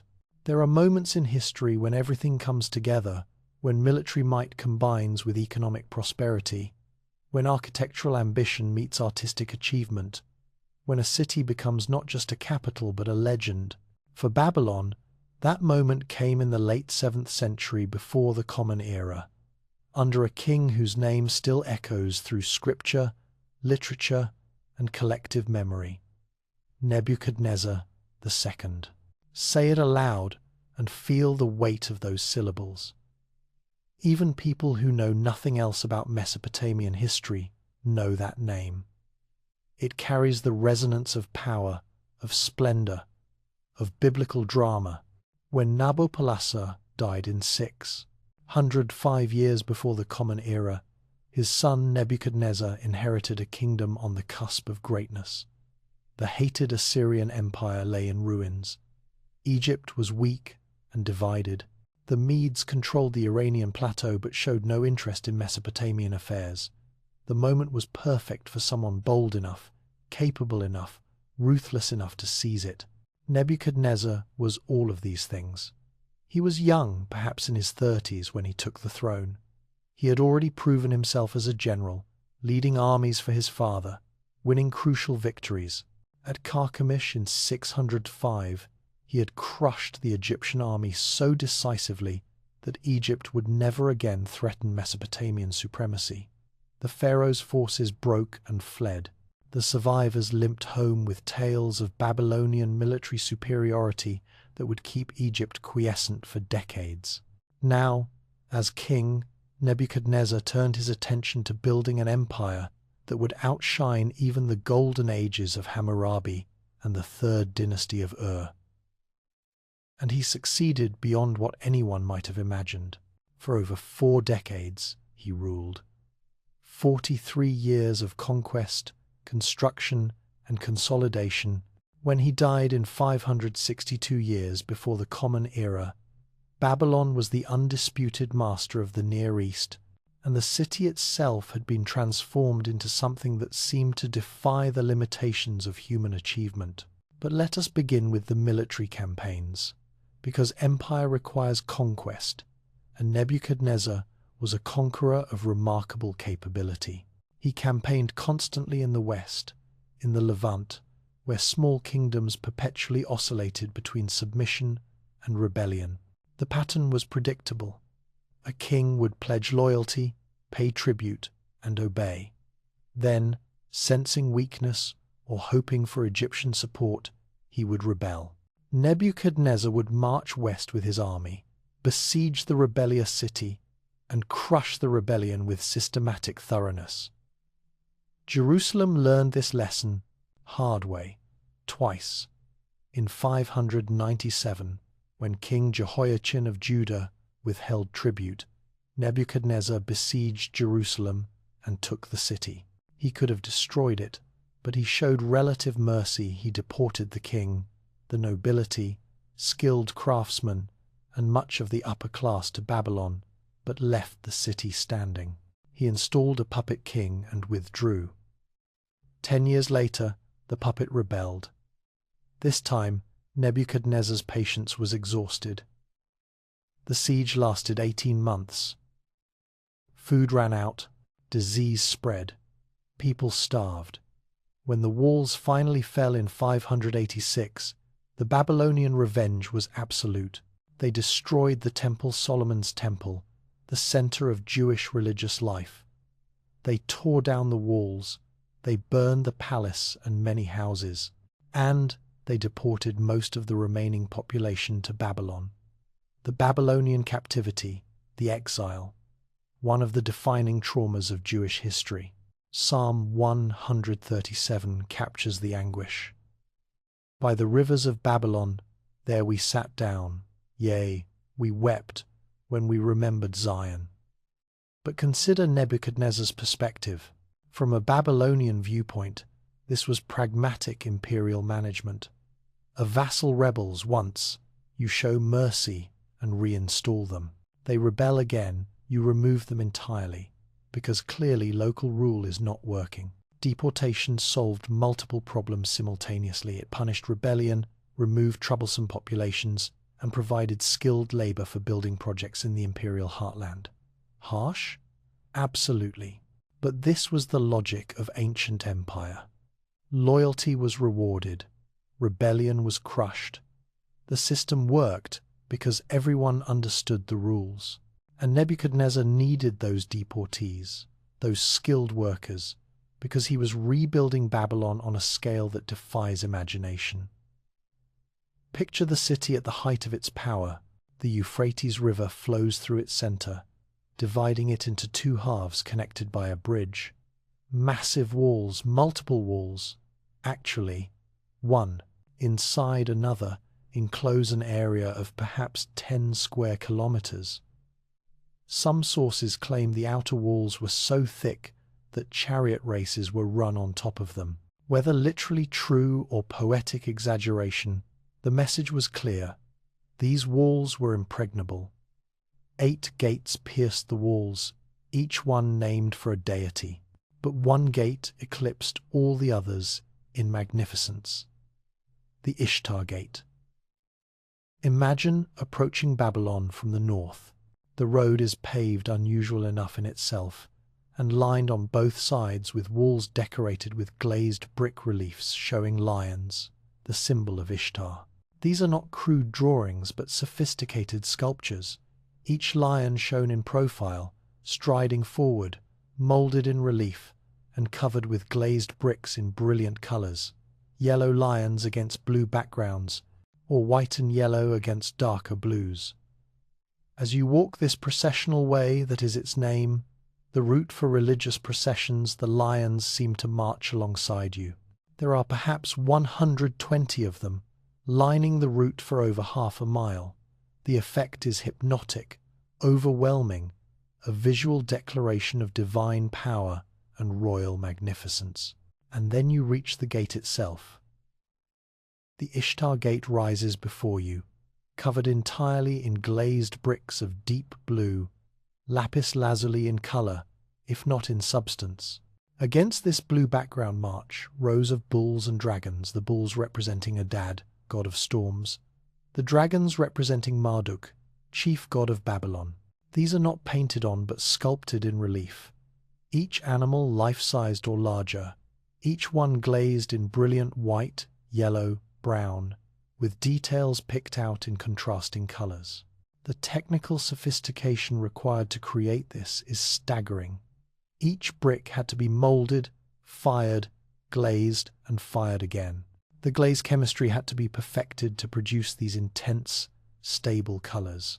The bricks had to be numbered and carefully placed so the animal figures would align correctly across multiple bricks. The kiln temperatures had to be controlled precisely. This was ceramic engineering at its finest. 46 centuries of accumulated knowledge applied to create something that was simultaneously art and architecture, religion and politics, beauty and power. When German archaeologists excavated the gate in the early 20th century and partially reconstructed it in Berlin's Pergamon Museum, visitors were stunned. This was supposed to be ancient, primitive, crude. Instead, it was sophisticated, dazzling, unquestionably beautiful. The colors still shine after 25 centuries buried in dirt. The craftsmanship remains impeccable. Standing before it, you understand viscerally why Babylon was a byword for splendor. Beyond the gate, the processional way continued to the heart of the city, the temple complex of Marduk. At its center rose Etemenanki, the foundation of heaven and earth, the great ziggurat of Babylon. This was probably the structure that inspired the biblical story of the Tower of Babel, though the Bible's interpretation divine punishment for human arrogance would have baffled the Babylonians, who saw it as proper piety. The ziggurat rose in 7 stages, each level smaller than the one below, painted in different colors, crowned at the summit by a shrine gleaming with gold. The base measured over 90 meters on each side. The total height may have reached 90 meters as well, though reconstructions vary. To stand at its base and look up was to feel simultaneously humbled and exalted, humbled by the scale, exalted by being part of a civilization capable of such achievement. Every major city in Mesopotamia had its ziggurat, but Babylon's was the greatest. And during the New Year festival, when the statue of Marduk was carried in procession down the processional way, through the Ishtar Gate, and to the festival house outside the city, the entire population would participate in this ancient ritual, older than memory, connecting them to gods and ancestors and the eternal rhythms of cosmos itself. But perhaps the most famous of Nebuchadnezzar's constructions never existed at all, or rather, existed in a form quite different from legend. The Hanging Gardens of Babylon, one of the 7 wonders of the ancient world, described by Greek and Roman writers as a mountain of greenery rising in terraces, watered by ingenious mechanisms, filled with trees and flowers and flowing streams, built by Nebuchadnezzar for his wife Amytis, who missed the green hills of her Media homeland. It is a beautiful story, romantic, evocative. The problem is that no Babylonian source mentions these gardens, not one. Nebuchadnezzar's own inscriptions, and he was not shy about listing his achievements, never reference anything like this. No cuneiform tablet describes them. No archaeological evidence has been found. Does this mean they did not exist? Not necessarily. Perhaps they did exist but were not considered remarkable enough to record, though that seems unlikely for something so extraordinary. Perhaps they existed in Nineveh rather than Babylon, built by an Assyrian king, and later writers confused the 2 cities. Perhaps the story grew from something smaller, a palace garden or rooftop terraces exaggerated by travelers who loved a good tale. Or perhaps, and this is entirely possible, they never existed at all except in the imagination of Greek writers who needed Babylon to embody Oriental splendor, who wanted to believe that a king would construct the impossible for love, who were telling stories about what should have been in a city legendary for magnificence. The truth is, we do not know. The Hanging Gardens remain a mystery, tantalizing and unresolved. What we do know is that Babylon had extensive gardens. Clay tablets mention palace gardens, temple gardens, gardens maintained by the crown. Irrigation systems were sophisticated enough to support extensive vegetation. Whether any of this constituted the wonder described by later writers is impossible to say, but it hardly matters. With or without hanging gardens, Babylon was a wonder. The Ishtar Gate alone would have qualified. Add the ziggurat, the palaces, the walls, the temples, the sheer scale and ambition of the entire enterprise, and you have a city that represented the pinnacle of ancient Near Eastern civilization. Nebuchadnezzar ruled from this magnificent capital over an empire stretching from the Mediterranean to the Persian Gulf. Trade flowed through Babylon from every direction. Tribute arrived from vassal states. Temples accumulated wealth. Scribes recorded everything in careful cuneiform. Artists and craftsmen produced works of staggering quality. Astronomers observed the heavens, tracking the movements of planets with precision that would not be matched for millennia. Babylonian astronomy deserves particular mention. The priests had been watching the sky for centuries, recognizing that celestial movements followed predictable patterns. They could predict lunar eclipses. They tracked the planets Mercury, Venus, Mars, Jupiter, Saturn, and noted their positions relative to the fixed stars. They divided the sky into constellations and the ecliptic into 12 segments, the ancestors of our zodiac. They developed mathematical techniques to predict planetary positions. This was science in its earliest form, not conducted for abstract knowledge but for practical purposes, predicting the future through celestial omens, determining auspicious times for important events. But the methods were scientific: careful observation, systematic recording, mathematical modeling, prediction, verification. The Babylonian astronomical texts would be studied and built upon by Greek astronomers, then Islamic scholars, then European scientists. The sexagesimal number system they used, counting by 60s, survives in our 60-minute, hour and 360-degree circle. Knowledge accumulated in Babylon's libraries and schools. Young scribes trained for years to master cuneiform, learning to read and write both Akkadian and the ancient Sumerian language. Studying the classic texts, copying the old literature. Education was rigorous, demanding, and remarkably conservative. Students in Nebuchadnezzar's time were reading tablets composed 1,000 years earlier, sometimes copying texts that had already been ancient when Hammurabi ruled. This continuity across millennia is striking. A scribe in 600 years before the Common Era was part of a tradition stretching back through Hammurabi, through Ur-Nammu, through Sargon, through the anonymous scribes who first impressed symbols into clay in prehistoric Uruk. He wrote in a script invented 3,000 years before he was born. He studied literature composed 2,000 years before his time. He calculated using mathematical techniques developed by nameless Sumerian accountants who had been dust for millennia. The weight of tradition was enormous. It provided continuity, yes, and preserved knowledge. But it also meant that innovation happened slowly, that ancient ways were revered simply for being ancient, that questioning fundamental assumptions was difficult when those assumptions had held for 24 centuries.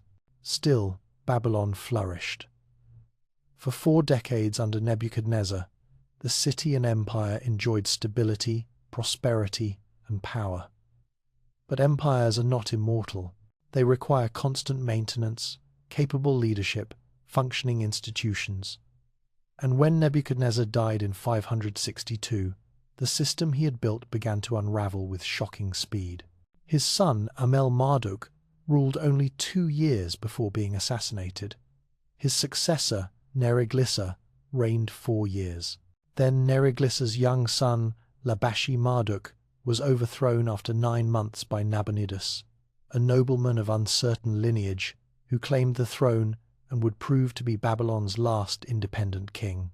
Nabonidus was unusual, eccentric, even. He was deeply religious, but in ways that troubled the Babylonian establishment. His mother was a priestess of the moon god Sin, and Nabonidus favored Sin over Marduk, problematic in a city where Marduk was supreme. He conducted extensive building projects at Sin's temples in distant cities, while somewhat neglecting Marduk's temple in Babylon.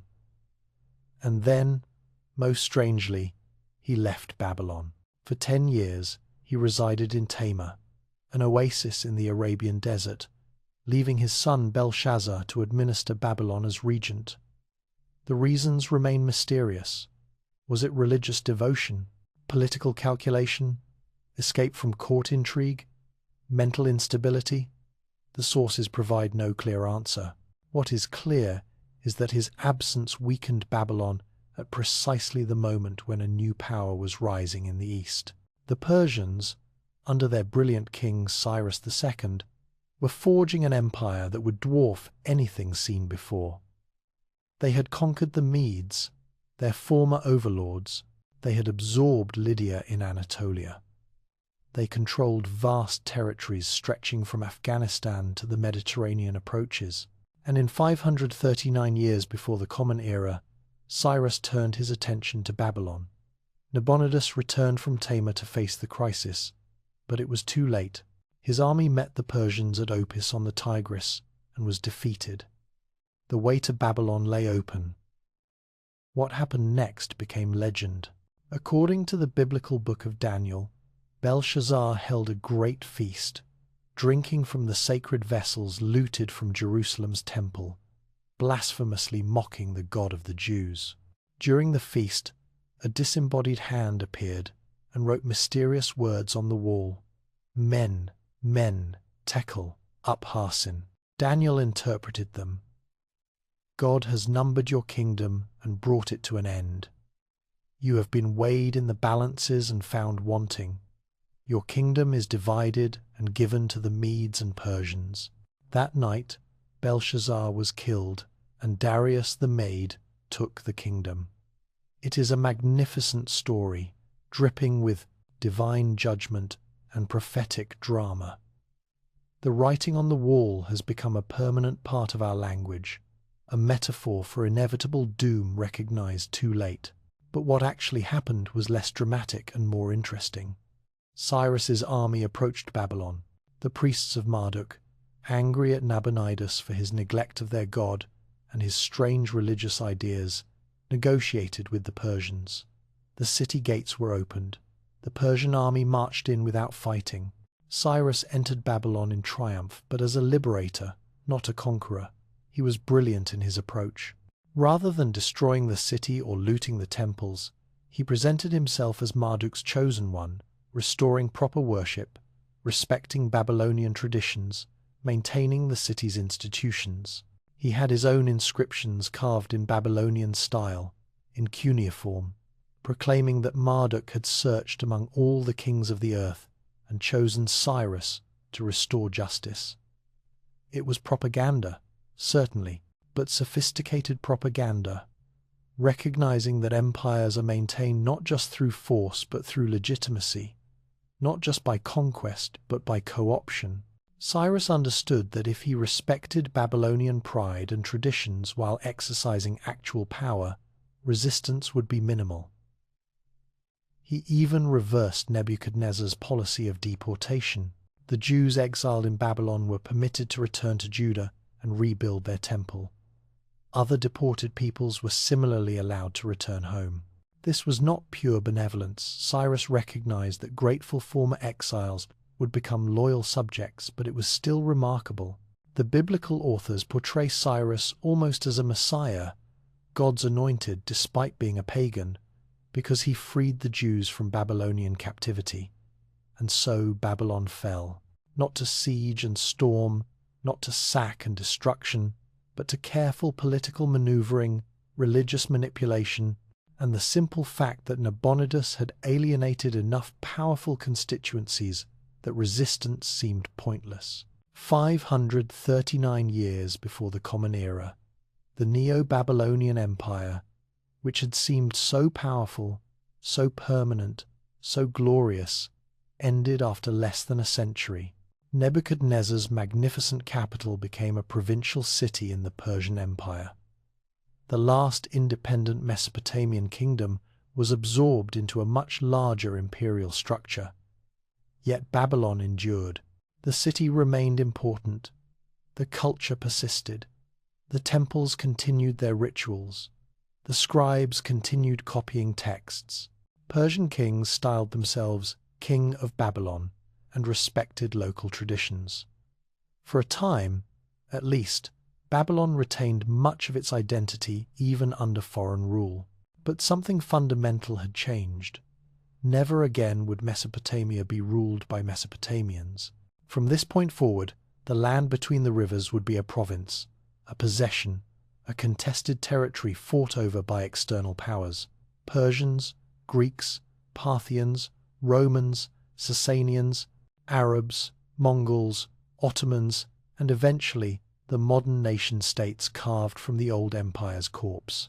The sun was setting on independent Mesopotamian civilization, but the sunset was spectacular, a blaze of glory, a final flowering of art and architecture and literature and science, a last demonstration of what this ancient land could achieve when united under capable leadership. Nebuchadnezzar's Babylon was the climax. Everything after would be epilogue. There is something profoundly melancholy about the end of things. Not catastrophic endings, those at least have the drama of crisis, the clarity of decisive moments. No, the saddest endings are the slow fades, when something ancient and vital simply ceases to be itself, transformed so gradually that no one can point to the exact moment when it died. This was Mesopotamia's fate after 539 years before the Common Era. Not destroyed, not annihilated, simply absorbed, provincialized, made peripheral to stories unfolding elsewhere. Under Persian rule, Babylon remained important. Cyrus treated it with respect, and his successors continued the policy. His son, Cambyses, added Egypt to the empire. Then Darius I, the great king, reorganized the entire structure into satrapies, provinces governed by satraps who answered directly to the King of Kings. Babylon became the satrapy of Babylonia, wealthy and significant, but no longer the center of its own world. Darius was a remarkable administrator. He created a road system linking the empire's far-flung territories, with royal messengers changing horses at regular stations, covering vast distances with impressive speed. Herodotus, the Greek historian, marveled at this system. Neither snow nor rain nor heat nor gloom of night stays these couriers from the swift completion of their appointed rounds. Sound familiar? The United States Postal Service adopted those words because the principal reliable communication across vast distances remains fundamental to any large state. Darius standardized coinage, facilitating trade across his empire. He commissioned the digging of a canal linking the Nile to the Red Sea, an early precursor to the Suez Canal. He built a magnificent capital at Persepolis, with palatial structures that rivaled anything in Babylon, and he attempted, unsuccessfully, to conquer Greece. That failure matters. The Persian Wars, Darius's expedition crushed at Marathon in 490. His son Xerxes' massive invasion defeated at Salamis and Plataea a decade later marked a turning point. Persia remained powerful, but the Greeks had proven that the great king's armies were not invincible. More importantly, Greece was developing something new: democracy, philosophy, scientific inquiry, unbound by ancient religious frameworks, artistic naturalism, dramatic literature exploring human psychology. The future was shifting westward, but Babylon still mattered to the Persians. Xerxes had himself crowned as king of Babylon according to ancient ritual, grasping the hands of Marduk's statue in traditional ceremony. The Persian kings were pragmatic. They maintained local customs, supported local temples, and presented themselves as legitimate successors to the Babylonian kings rather than foreign conquerors. This worked until it did not. In 482, Babylon rebelled against Xerxes. We do not know the precise reasons, perhaps resentment at Persian domination, perhaps economic grievances, perhaps religious tensions. Xerxes crushed the rebellion with thoroughness. He may have destroyed the great ziggurat Etemenanki, demolished some fortifications, and most significantly, removed the statue of Marduk from its temple. That last act was devastating symbolically. The king could no longer grasp Marduk's hands to legitimize his rule. The New Year festival, which required the god's statue, could not be performed properly. The city's spiritual heart had been torn out. Or had it? The sources are confusing, contradictory. Some scholars argue Xerxes was not that destructive, that later Greek writers exaggerated the damage. Cuneiform tablets continue to mention Babylon's temples and religious activities after 482, suggesting some continuity. Perhaps the truth lies somewhere between significant damage, but not total obliteration. Enough destruction to make a point, not so much as to make the satrapy ungovernable. Either way, Babylon never fully recovered. The city persisted, yes, but it was diminishing, fading, becoming a shadow of Nebuchadnezzar's glory.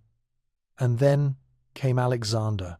In 334 years before the Common Era, a young Macedonian king crossed into Asia with an army of fewer than 50,000 men and proceeded to conquer the entire Persian Empire in less than a decade.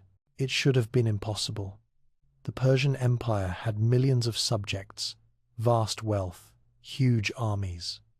Alexander had a small kingdom on the northern fringe of the Greek world and audacious ambition. But Alexander had genius, military genius, certainly his tactical innovations, his ability to inspire troops, his instinct for the decisive moment, but also political genius. Like Cyrus before him, he understood that conquest must be followed by legitimation. When he defeated the Persian king Darius III at the Battle of Issus in 333, then again catastrophically at Gaugamela in 331, Alexander did not merely claim the Persian throne. He adopted Persian royal customs, married Persian noblewomen, enrolled Persian soldiers in his army, and presented himself as the legitimate successor to the Achaemenid kings. When he entered Babylon in 331, the city welcomed him as a liberator. The Persian satrap surrendered without resistance. The priests of Marduk, always pragmatic, hailed Alexander as their rightful king. He sacrificed to Marduk according to proper ritual. He ordered the restoration of temples damaged under Persian rule. He was respectful, generous, and politically astute. Babylon fascinated Alexander. He saw its potential as an imperial capital, centrally located in his vast new empire stretching from Greece to India. He spent time there, planning campaigns, administering his conquests, dreaming of future expeditions to Arabia, perhaps even to the western Mediterranean. The great ziggurat Etemenanki, damaged and partially ruined, obsessed him. He ordered its complete restoration, setting 10,000 men to clear away the debris. It was an enormous task, the accumulated rubble of centuries, and it progressed slowly, too slowly, as it turned out. After his return from India, campaigning through deserts and suffering terrible losses, Alexander spent his final months in Babylon. He was planning new expeditions. An Arabian campaign was being prepared. He was just 32 years old, in the prime of life, and he seemed to have the world at his feet. Then, in June of 323, years before the Common Era, after a prolonged banquet, Alexander fell ill. The fever came suddenly, grew worse despite treatment, and within days the conqueror of the world was dying. Picture the scene: the great king lying in the palace of Nebuchadnezzar, attended by his closest companions, burning with fever, slipping in and out of consciousness. His generals watching with barely concealed anticipation and dread, because everyone knew what his death would mean.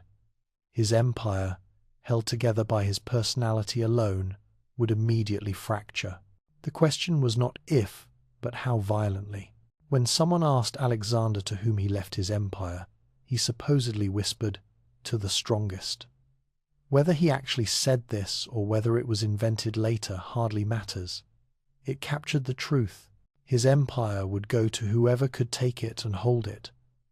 He died on the 10th or 11th of June, 323, in Babylon, in the palace of the Babylonian kings, the greatest conqueror since Sargon, dead at 32, in the heart of the ancient land he had planned to make his capital. The poetic symmetry is almost too perfect. Alexander, who represented the new world of Greek culture and ambition, dying in Babylon, symbol of the ancient Near Eastern civilizations, the future colliding with the past, and neither surviving intact. What followed was chaos. The wars of the successors, as they are called, lasted for decades. Alexander's generals, the Diadochi, carved up his empire and fought over the pieces. Ptolemy took Egypt. Seleucus eventually secured Mesopotamia, Syria, and the eastern territories. Others claimed Macedonia, Asia Minor, various fragments. These were capable, ruthless men who had learned warfare and politics from the greatest conqueror in history. They waged war with Macedonian tactical sophistication and Oriental absolutist ambition. The scale of the conflicts was enormous: elephants, thousands of cavalry, phalanxes of infantry, naval battles, sieges of fortified cities.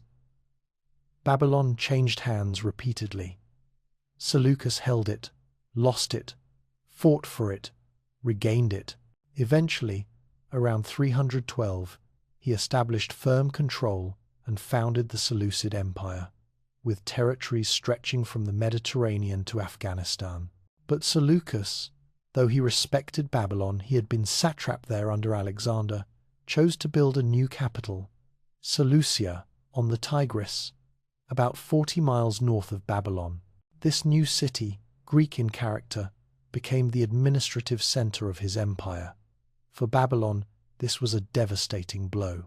When the capital moves, everything follows administration: wealthy residents, craftsmen, merchants. Babylon did not empty overnight, but it began to decline. Why live in the old city when power resided in the new one? Why maintain temples when patronage had shifted? Why keep up the walls when they no longer protected anything vital? The cuneiform tablets continue for a time. We have records of temple activities, astronomical observations, business transactions, but they grow fewer. The scribal schools were struggling to find students. The ancient traditions, transmitted master to apprentice for 3,000 years, were breaking down, and Babylon's strategic value was declining anyway. The great trade routes that had made it wealthy were shifting. Alexander's conquests had opened direct sea routes between India and the Mediterranean, bypassing Mesopotamia. Egypt's Alexandria was emerging as the new commercial hub. The economic logic that had sustained Babylon for millennia was evaporating. The Seleucid kings styled themselves as successors to the Achaemenid Persians and, through them, to the ancient Near Eastern monarchies. They supported some Babylonian temples. They commissioned cuneiform inscriptions, but their hearts were not in it. They were Greeks ruling Orientals, maintaining useful traditions as political tools, but not believing in them, not feeling the weight of 3,000 years of history pressing down. The later Seleucids faced constant challenges. The Parthians, Iranian nomads from the northeast, were expanding westward. The Romans were rising in the west. Internal rebellions and dynastic conflicts weakened the empire. By the 2nd century before the Common Era, the Seleucids controlled little beyond Syria and parts of Mesopotamia. Around 141 years before the Common Era, the Parthians captured Babylon. These were Iranian peoples, related to the Persians but organized differently, a confederation of noble families rather than a centralized state. They adopted some Hellenistic culture but maintained their own traditions. They fought a continuous border war with Rome, sometimes winning spectacular victories, sometimes suffering defeats, generally maintaining a balance of power that would last for centuries. Under Parthian rule, Babylon faded further. The city was no longer even a significant provincial center. Cuneiform continued to be used barely by a few temple scribes, maintaining ancient rituals for an increasingly indifferent population. The great buildings were crumbling, the walls were breaching, the canals were silting up, the population was dwindling, and in 75 years after Christ's birth, that is, 75 years into what would become the Common Era, some unnamed scribe pressed stylus to clay for what may have been the last time in Babylon's history. The tablet he created was astronomical, recording celestial observations according to methods developed centuries earlier. When he finished, he set it aside to dry and harden, as countless scribes had done for 3 millennia. But there was no next scribe, no student taking up the craft, no continuation of the tradition.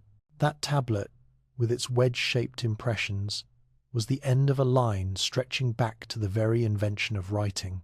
3,000 years of continuous literary tradition, from the earliest pictograms to sophisticated astronomical calculations, ended not with dramatic finality but with quiet exhaustion. One day someone wrote, the next day no one did, and no one started again. Consider what that means. A way of writing, used continuously for 3,000 years, simply stopped. The knowledge required to read cuneiform, accumulated over dozens of generations, refined and elaborated into a sophisticated scholarly tradition, disappeared within a few generations. By the time of the Roman Empire's height, no one alive could read the inscriptions covering Babylon's ruins. The voices of Gilgamesh and Hammurabi, Sargon and Nebuchadnezzar, all silenced. Not destroyed but forgotten, which is perhaps worse. The city itself lingered. People still lived there, though far fewer than in Nebuchadnezzar's day. In 116 of the Common Era, the Roman Emperor Trajan visited Babylon during his Parthian campaign. He saw the ruins of the great ziggurat and the palace where Alexander died. He was reportedly moved by the sight, contemplating the mortality of empires. Even the mighty fall, even the greatest cities crumble. Even Rome, though it seemed eternal, would someday be dust. Prophetic thoughts, as it turned out. Christianity was spreading through the Roman Empire, carrying with it the Hebrew Bible's stories of Babylon as the great enemy, the captor of Israel, the symbol of worldly power opposing God's people. The Book of Revelation would use Babylon as code for Rome itself, the oppressor of Christians. Babylon became a metaphor, a symbol, an idea of corruption and pride and inevitable divine judgment. But the actual city? It was barely a village. The ziggurat was a mound of eroded brick. The palaces were rubble. The Ishtar Gate was buried under millennia of accumulated debris. The great walls had mostly fallen. The canals were dry or choked with sediment. Where hundreds of thousands had lived, now hundreds struggled on. The coup de grâce came in the 3rd century of the Common Era, when the Sasanian Persians overthrew the Parthians and established a new Persian empire. They built a new capital at Ctesiphon, closer than Babylon, to both the Tigris and the desert frontier with Rome. Babylon became completely irrelevant to any political or economic calculation. By the time Arab armies conquered Mesopotamia in the 7th century, establishing Islamic rule, Babylon was already abandoned. The Muslim historians noted ruins there, but the city was dead. The local population had moved to nearby settlements built from Babylon's bricks. The great gates and walls were quarries for building materials. The ziggurat was a hill that villagers avoided, considering it cursed. Even the name shifted.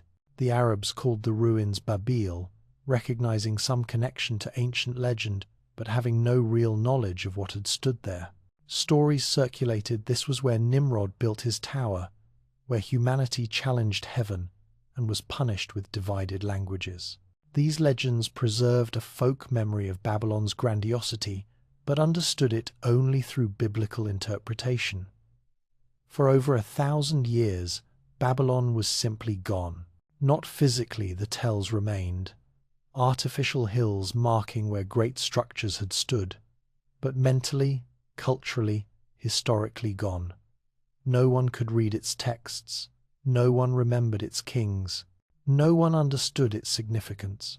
It had fallen so completely that it became legendary rather than historical, a symbol in religious texts rather than a real place where real people had lived and worked and built a civilization. The rivers continued to flow, carrying silt from the distant mountains to the sea, as they had when the first farmers planted grain, as they had when Sargon forged his empire, as they had when Nebuchadnezzar built his wonders. The sun rose and set over the empty plains.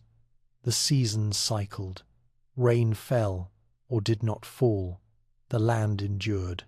But the cities were dust. The empires were memories that no one remembered. The languages were dead. The gods were forgotten. 3,000 years of history, the foundation of human civilization, lay buried beneath sand and silence. It would take archaeologists with shovels and patience and scholarly obsession to bring that world back. But that is a different story, for a different time. For now, we must simply acknowledge the end, the fall, the fading into obscurity. It happened slowly, without drama, without recognition of its finality. One day, Mesopotamian civilization existed. Years passed, and then it did not. The cradle of civilization had become its tomb. Nothing is truly lost. Not really.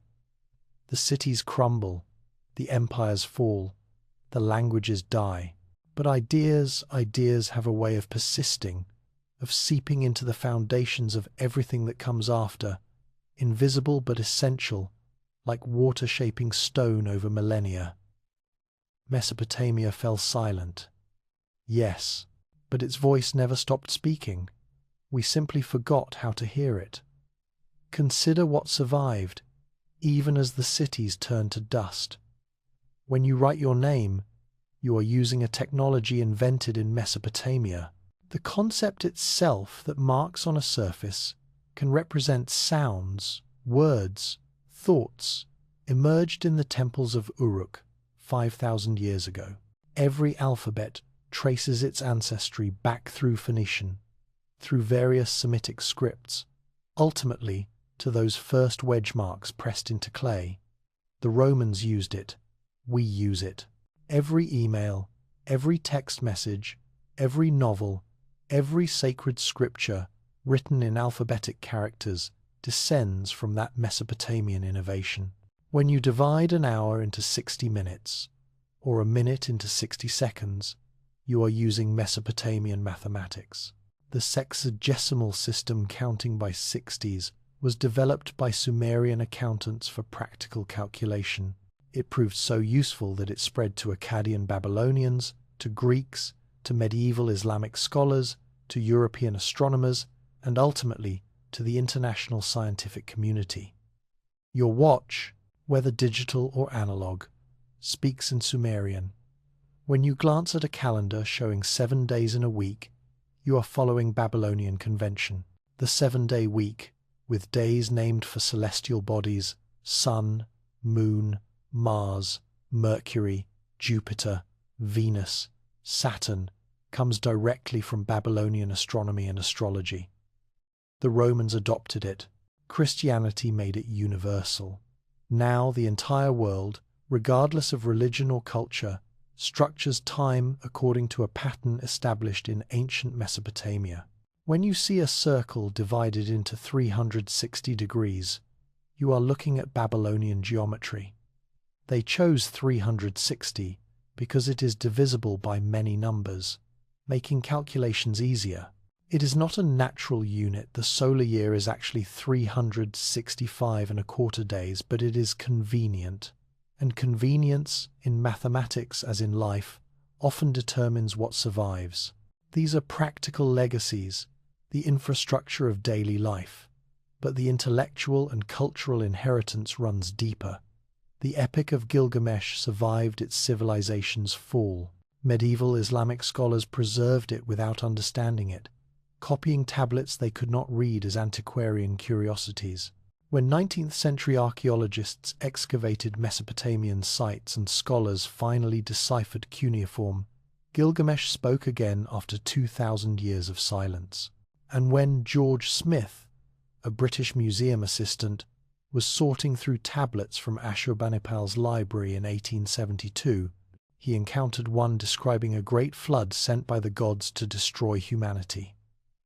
A man named Utnapishtim was warned by the god Ea.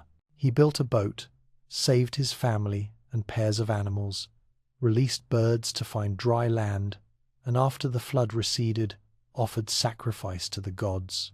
Smith, reading this tablet, realized with shock that this was the flood story, the biblical flood. Except this version predated the Bible by over a millennium. The story of Noah, central to Jewish and Christian tradition, had Mesopotamian roots. It was not unique revelation but cultural inheritance, a story passed down from Sumerian to Akkadian to Hebrew, evolving but maintaining its essential structure. The revelation stunned Victorian society.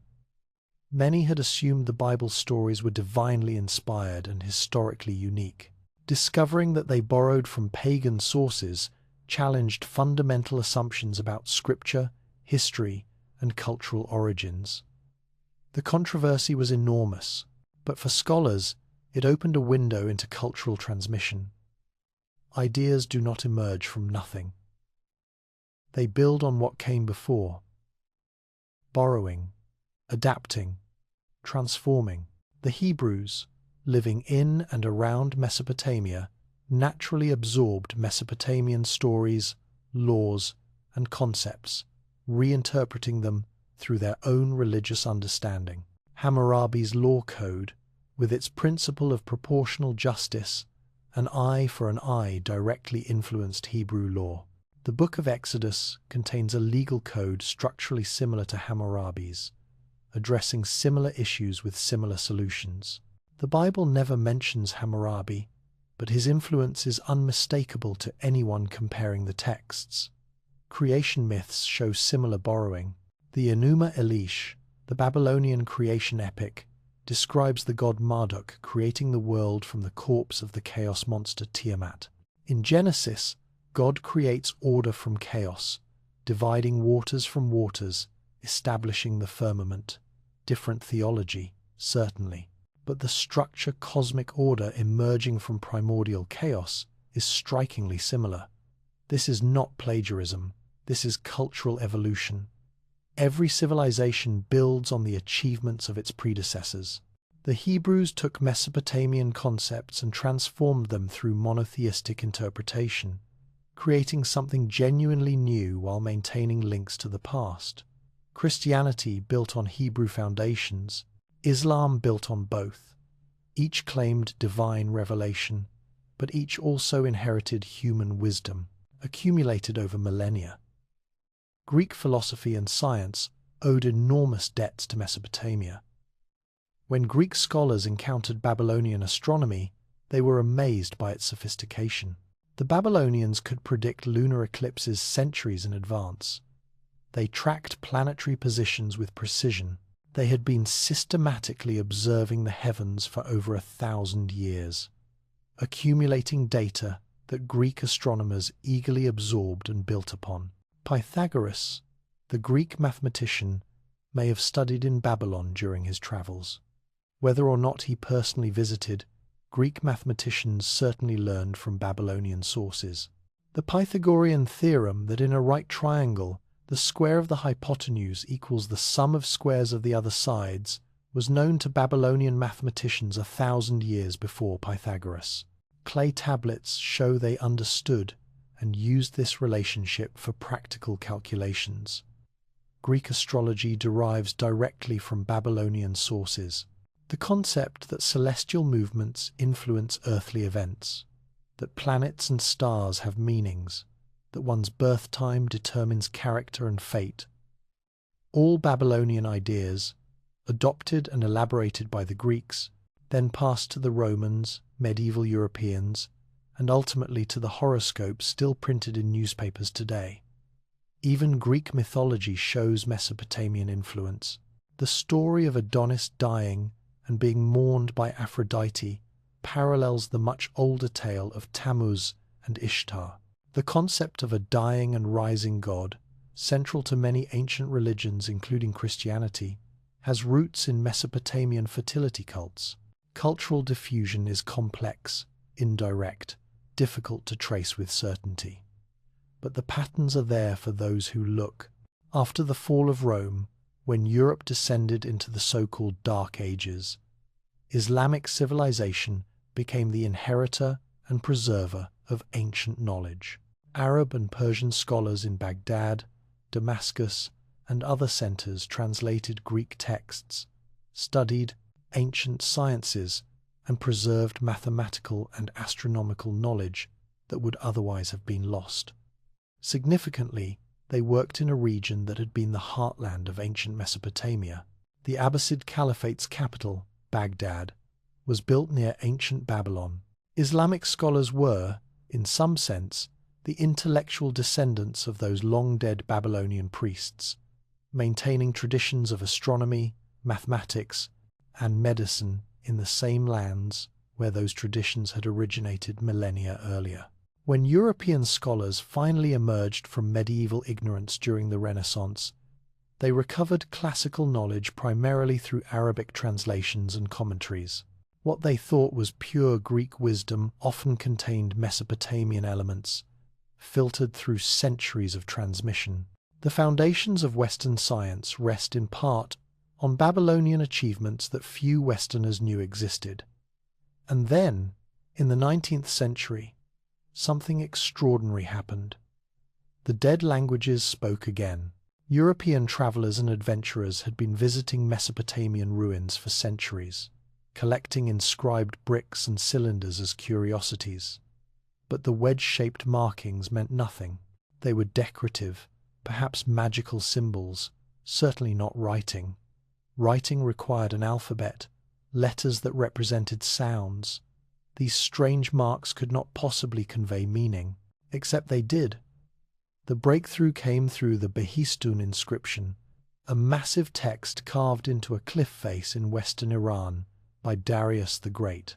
The inscription told the same story in 3 languages: Old Persian, Elamite, and Babylonian. Henry Rawlinson, a British officer, spent years copying the inscription at considerable personal risk. The cliff face was nearly vertical, and he had to work from precarious scaffolding hundreds of feet above the ground. But once copied, scholars could use the Old Persian version, partially understood through comparison with later Persian languages, to crack the Babylonian text. Letter by letter, word by word, the meaning emerged. By the mid-19th century, cuneiform could be read again, and archaeologists began digging in earnest. The tells of Iraq, those artificial hills marking ancient sites, contained treasures beyond imagination. Austin Henry Layard excavated Nimrud and Nineveh, uncovering Assyrian palaces with their magnificent relief sculptures. Paul Emil Botta worked at Khorsabad. Leonard Woolley excavated Ur, finding royal tombs filled with gold and lapis lazuli. German teams excavated Babylon, uncovering the Ishtar Gate. With each discovery, the ancient world became more vivid, more real. These were not mythical peoples from biblical stories, but historical civilizations of remarkable sophistication. Their kings were not legendary figures, but actual rulers whose names, dates, and deeds could be documented. Their literature was not primitive but complex, profound, wrestling with questions of mortality, justice, human purpose. George Smith's discovery of the flood tablet in 1872 was a watershed moment. Here was direct evidence that biblical stories had older, pagan antecedents. For some, this was threatening. For others, liberating. For scholars, it was simply fascinating a window into how stories evolve, how cultures influence each other, how human concerns remain constant across millennia. The Epic of Gilgamesh, once fully translated, revealed a protagonist wrestling with death, seeking immortality, ultimately accepting his mortality and finding meaning in earthly achievements. These were universal human concerns, expressed with poetic power 4,000 years ago. Modern readers could relate to Gilgamesh's grief, his fear, his desperate quest for something, anything, that might transcend death's finality. Enheduanna's hymns revealed a female voice from the dawn of literature, passionate and powerful, expressing both personal devotion and political purpose. That a woman's name survived, that her individual artistic vision remained legible across 43 centuries, was profound. She was not an abstract ancient, but a person, an artist, someone who felt and thought and created. The legal codes revealed sophisticated societies wrestling with justice, trying to balance competing interests, attempting to create systems that protected the vulnerable while maintaining social order. The solutions were sometimes harsh by modern standards: mutilation, execution, slavery accepted as normal. But the impulse to have laws rather than arbitrary power, to have justice rather than simple might, was recognizable and admirable. The astronomical tablets showed systematic scientific observation over centuries, the patient accumulation of data, the development of mathematical models to predict celestial events. This was science before we called it science, the same fundamental impulse that drives modern astronomy: observe, record, analyze, predict, verify. The letters, thousands of clay tablets containing correspondence between kings, priests, merchants, ordinary people, revealed daily life in extraordinary detail. A king micromanaging his empire's administration, a merchant complaining about a shipment of inferior copper, a worried father writing to his son, a woman petitioning for legal justice. These voices, preserved by accident in fire-hardened clay, made the ancient world immediate and human. Through all of this, a pattern emerged. Mesopotamian civilization was not primitive or crude. It was sophisticated, organized, intellectually ambitious, artistically creative. These people were like us.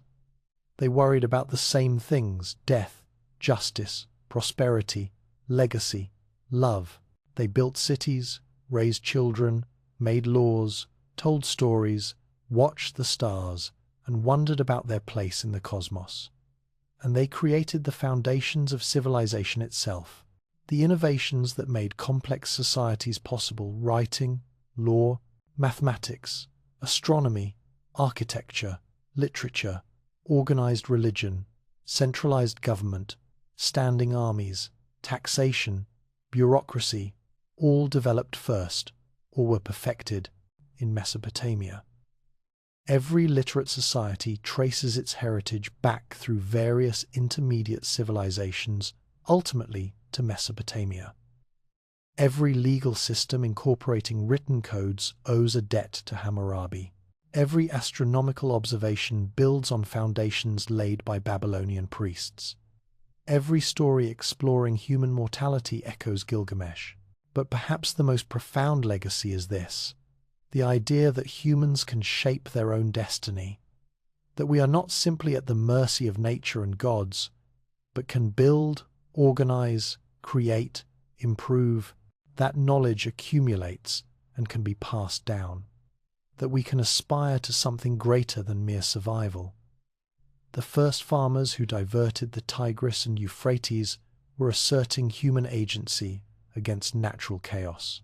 The first kings who codified laws were asserting rational order against arbitrary violence. The first scribes who recorded history were asserting that the past matters, that we should remember, learn, improve. These were revolutionary ideas, so fundamental now that we barely recognize them as ideas at all. But they were not always obvious. For most of human existence, we were subject to nature, to chance, to the whims of mysterious forces. Mesopotamian civilization said, "We can do better. We can control irrigation, predict floods, store grain against famine, defend ourselves with walls, organize through government, preserve knowledge through writing." This confidence or arrogance, depending on your perspective, characterizes civilization itself. We build despite knowing that earthquakes might destroy. We write despite knowing that libraries burn. We create laws despite knowing they will be broken. We reach for immortality through achievement despite knowing we will die. The Tower of Babel story, in Genesis, interprets this as hubris punished by God. Humans attempting to build a tower to heaven are struck down, their unified language divided into mutual incomprehension, their city scattered. It is a warning against pride, against attempting to transcend human limitations. But consider the alternative interpretation. Humans unified by common language and purpose can achieve extraordinary things. The ziggurats did reach toward heaven, not literally but aspirationally. They represented human capability at its finest: organization, engineering, artistry, devotion, combined in monuments that lasted millennia. Yes, the tower at Babylon eventually fell. Yes, the civilization that built it eventually died. But was the building therefore futile? Or was the aspiration itself worthwhile? The attempt itself meaningful? Standing today among the ruins of Mesopotamian cities, and there are ruins still visible, still evocative, you confront these questions. The ziggurat at Ur stands partially reconstructed, showing what these structures looked like. The Ishtar Gate was reconstructed in Berlin from thousands of glazed bricks painstakingly excavated and reassembled. The archaeological sites scattered across Iraq preserve traces of humanity's first urban experiment. But you must use imagination. The mud brick tells do not immediately reveal their grandeur. You must envision the walls rising, the temples gleaming, the processional ways crowded with celebrants, the markets bustling with merchants from distant lands, the scribes bent over clay tablets in temple schools, the priests chanting hymns composed 2,000 years before their time. And you must remember the people, not the kings whose names echo through history, but the farmers who fed them, the craftsmen who made their tools, the soldiers who fought their wars, the women who raised their children, the slaves who built their monuments, the merchants who facilitated their trade, the scribes who preserved their achievements. These people, mostly nameless, created civilization. Their individual contributions are lost, but their collective achievement endures. Every time we write, we honor them. Every time we count by 60s, we remember them. Every time we tell stories about heroes confronting death, we echo them. In the marshlands of southern Iraq, where the Tigris and Euphrates approach the Persian Gulf, the Mardan people, the marsh Arabs, maintained a way of life that would have been recognizable to the ancient Sumerians. They built homes from reeds, just as the earliest settlers had. They navigated waterways in reed boats, fished, raised water buffalo, lived in harmony with the marshes that had birthed civilization. In the 1990s, Saddam Hussein drained the marshes as punishment for rebellion, destroying an ecosystem and culture that had persisted for 5,000 years. The Mardan fled or adapted to a drier, harsher existence. The ancient way of life seemed ended, but after Hussein's fall, the marshes were deliberately reflooded. Slowly, the ecosystem recovered. The Mardan returned. They rebuilt their reed houses, returned to traditional fishing, reclaimed their heritage. The connection to ancient Sumer, nearly broken, was re-established. This is hope, that ancient patterns can survive, that traditions once thought dead can revive, that connections across millennia remain possible. The Mardan are not Sumerians. 5,000 years of history separate them, but they inhabit the same landscape, work with the same materials, face similar challenges. The land remembers, even when people forget. And in museums across the world, Mesopotamian artifacts speak to visitors. The Louvre displays Hammurabi's law code. The British Museum houses Assyrian reliefs and cuneiform tablets. The Pergamon Museum shows the Ishtar Gate. The Iraq Museum in Baghdad, looted after the 2003 invasion, but partially recovered and rebuilt, preserves treasures from its own ancient past. These objects are teachers.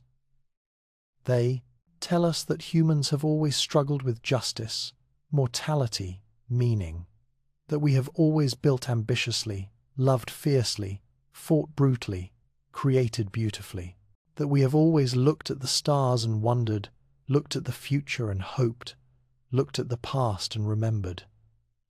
Mesopotamia fell, but it did not die. It transformed, evolved, dispersed into the civilizations that followed. Like a river that seems to end in desert but actually seeps underground to feed oases far downstream, Mesopotamian culture flowed into Persian, Greek, Roman, Islamic, and ultimately modern civilization.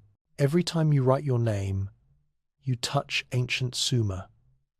Every time you check the time, you think in Babylonian mathematics. Every time you struggle with questions of mortality and meaning, you walk in Gilgamesh's footsteps. Every time you create something meant to outlast you, a book, a building, a child, a garden, you embrace the Mesopotamian conviction that we can leave something behind, that our brief lives can matter, that we are not merely accidents of biology but builders of meaning. This is the echo. This is the legacy. This is what survives when cities crumble and empires fall. The rivers still flow from the mountains of Anatolia to the Persian Gulf, as they have for millions of years. They will continue flowing long after our own civilization has faded into archaeology. They are indifferent to human ambition, human achievement, human tragedy. But between those rivers, something remarkable happened. Humans settled. They farmed. They built. They organized. They created writing, law, literature, science, art. They forged the tools that would allow all subsequent civilizations to flourish. They laid the foundations upon which everything since has been built. We are their descendants. Not just genetically, though the farmers of Iraq do carry genes from ancient Sumerians, but intellectually, culturally, spiritually. We inherited their curiosity, their ambition, their refusal to accept nature's limitations, their drive to build something that matters. When you write, you honor them. When you seek justice, you continue their work. When you question, you embody their spirit. When you create, you are their children, carrying forward the spark they first kindled in the mud and reeds between two rivers. 5,000 years ago, at the very dawn of history, the echo carries forward. Listen carefully. You can still hear it, the ancient voices speaking across millennia, reminding us where we came from, suggesting where we might go, whispering the truth that civilization is not inevitable but chosen, not permanent but precious, not inherited but created anew by each generation that maintains it. The cities are dust, the empires are memories, the languages are dead, but the legacy lives. It lives in every word you read, every law you obey, every star you contemplate, every story you tell, every moment you pause to consider your place in the vast sweep of human history. Mesopotamia endures. Not in stone, though, some stones remain, but in us, in what we do, in what we value, in what we aspire to become. The rivers flow on, and the echo carries forward, eternal.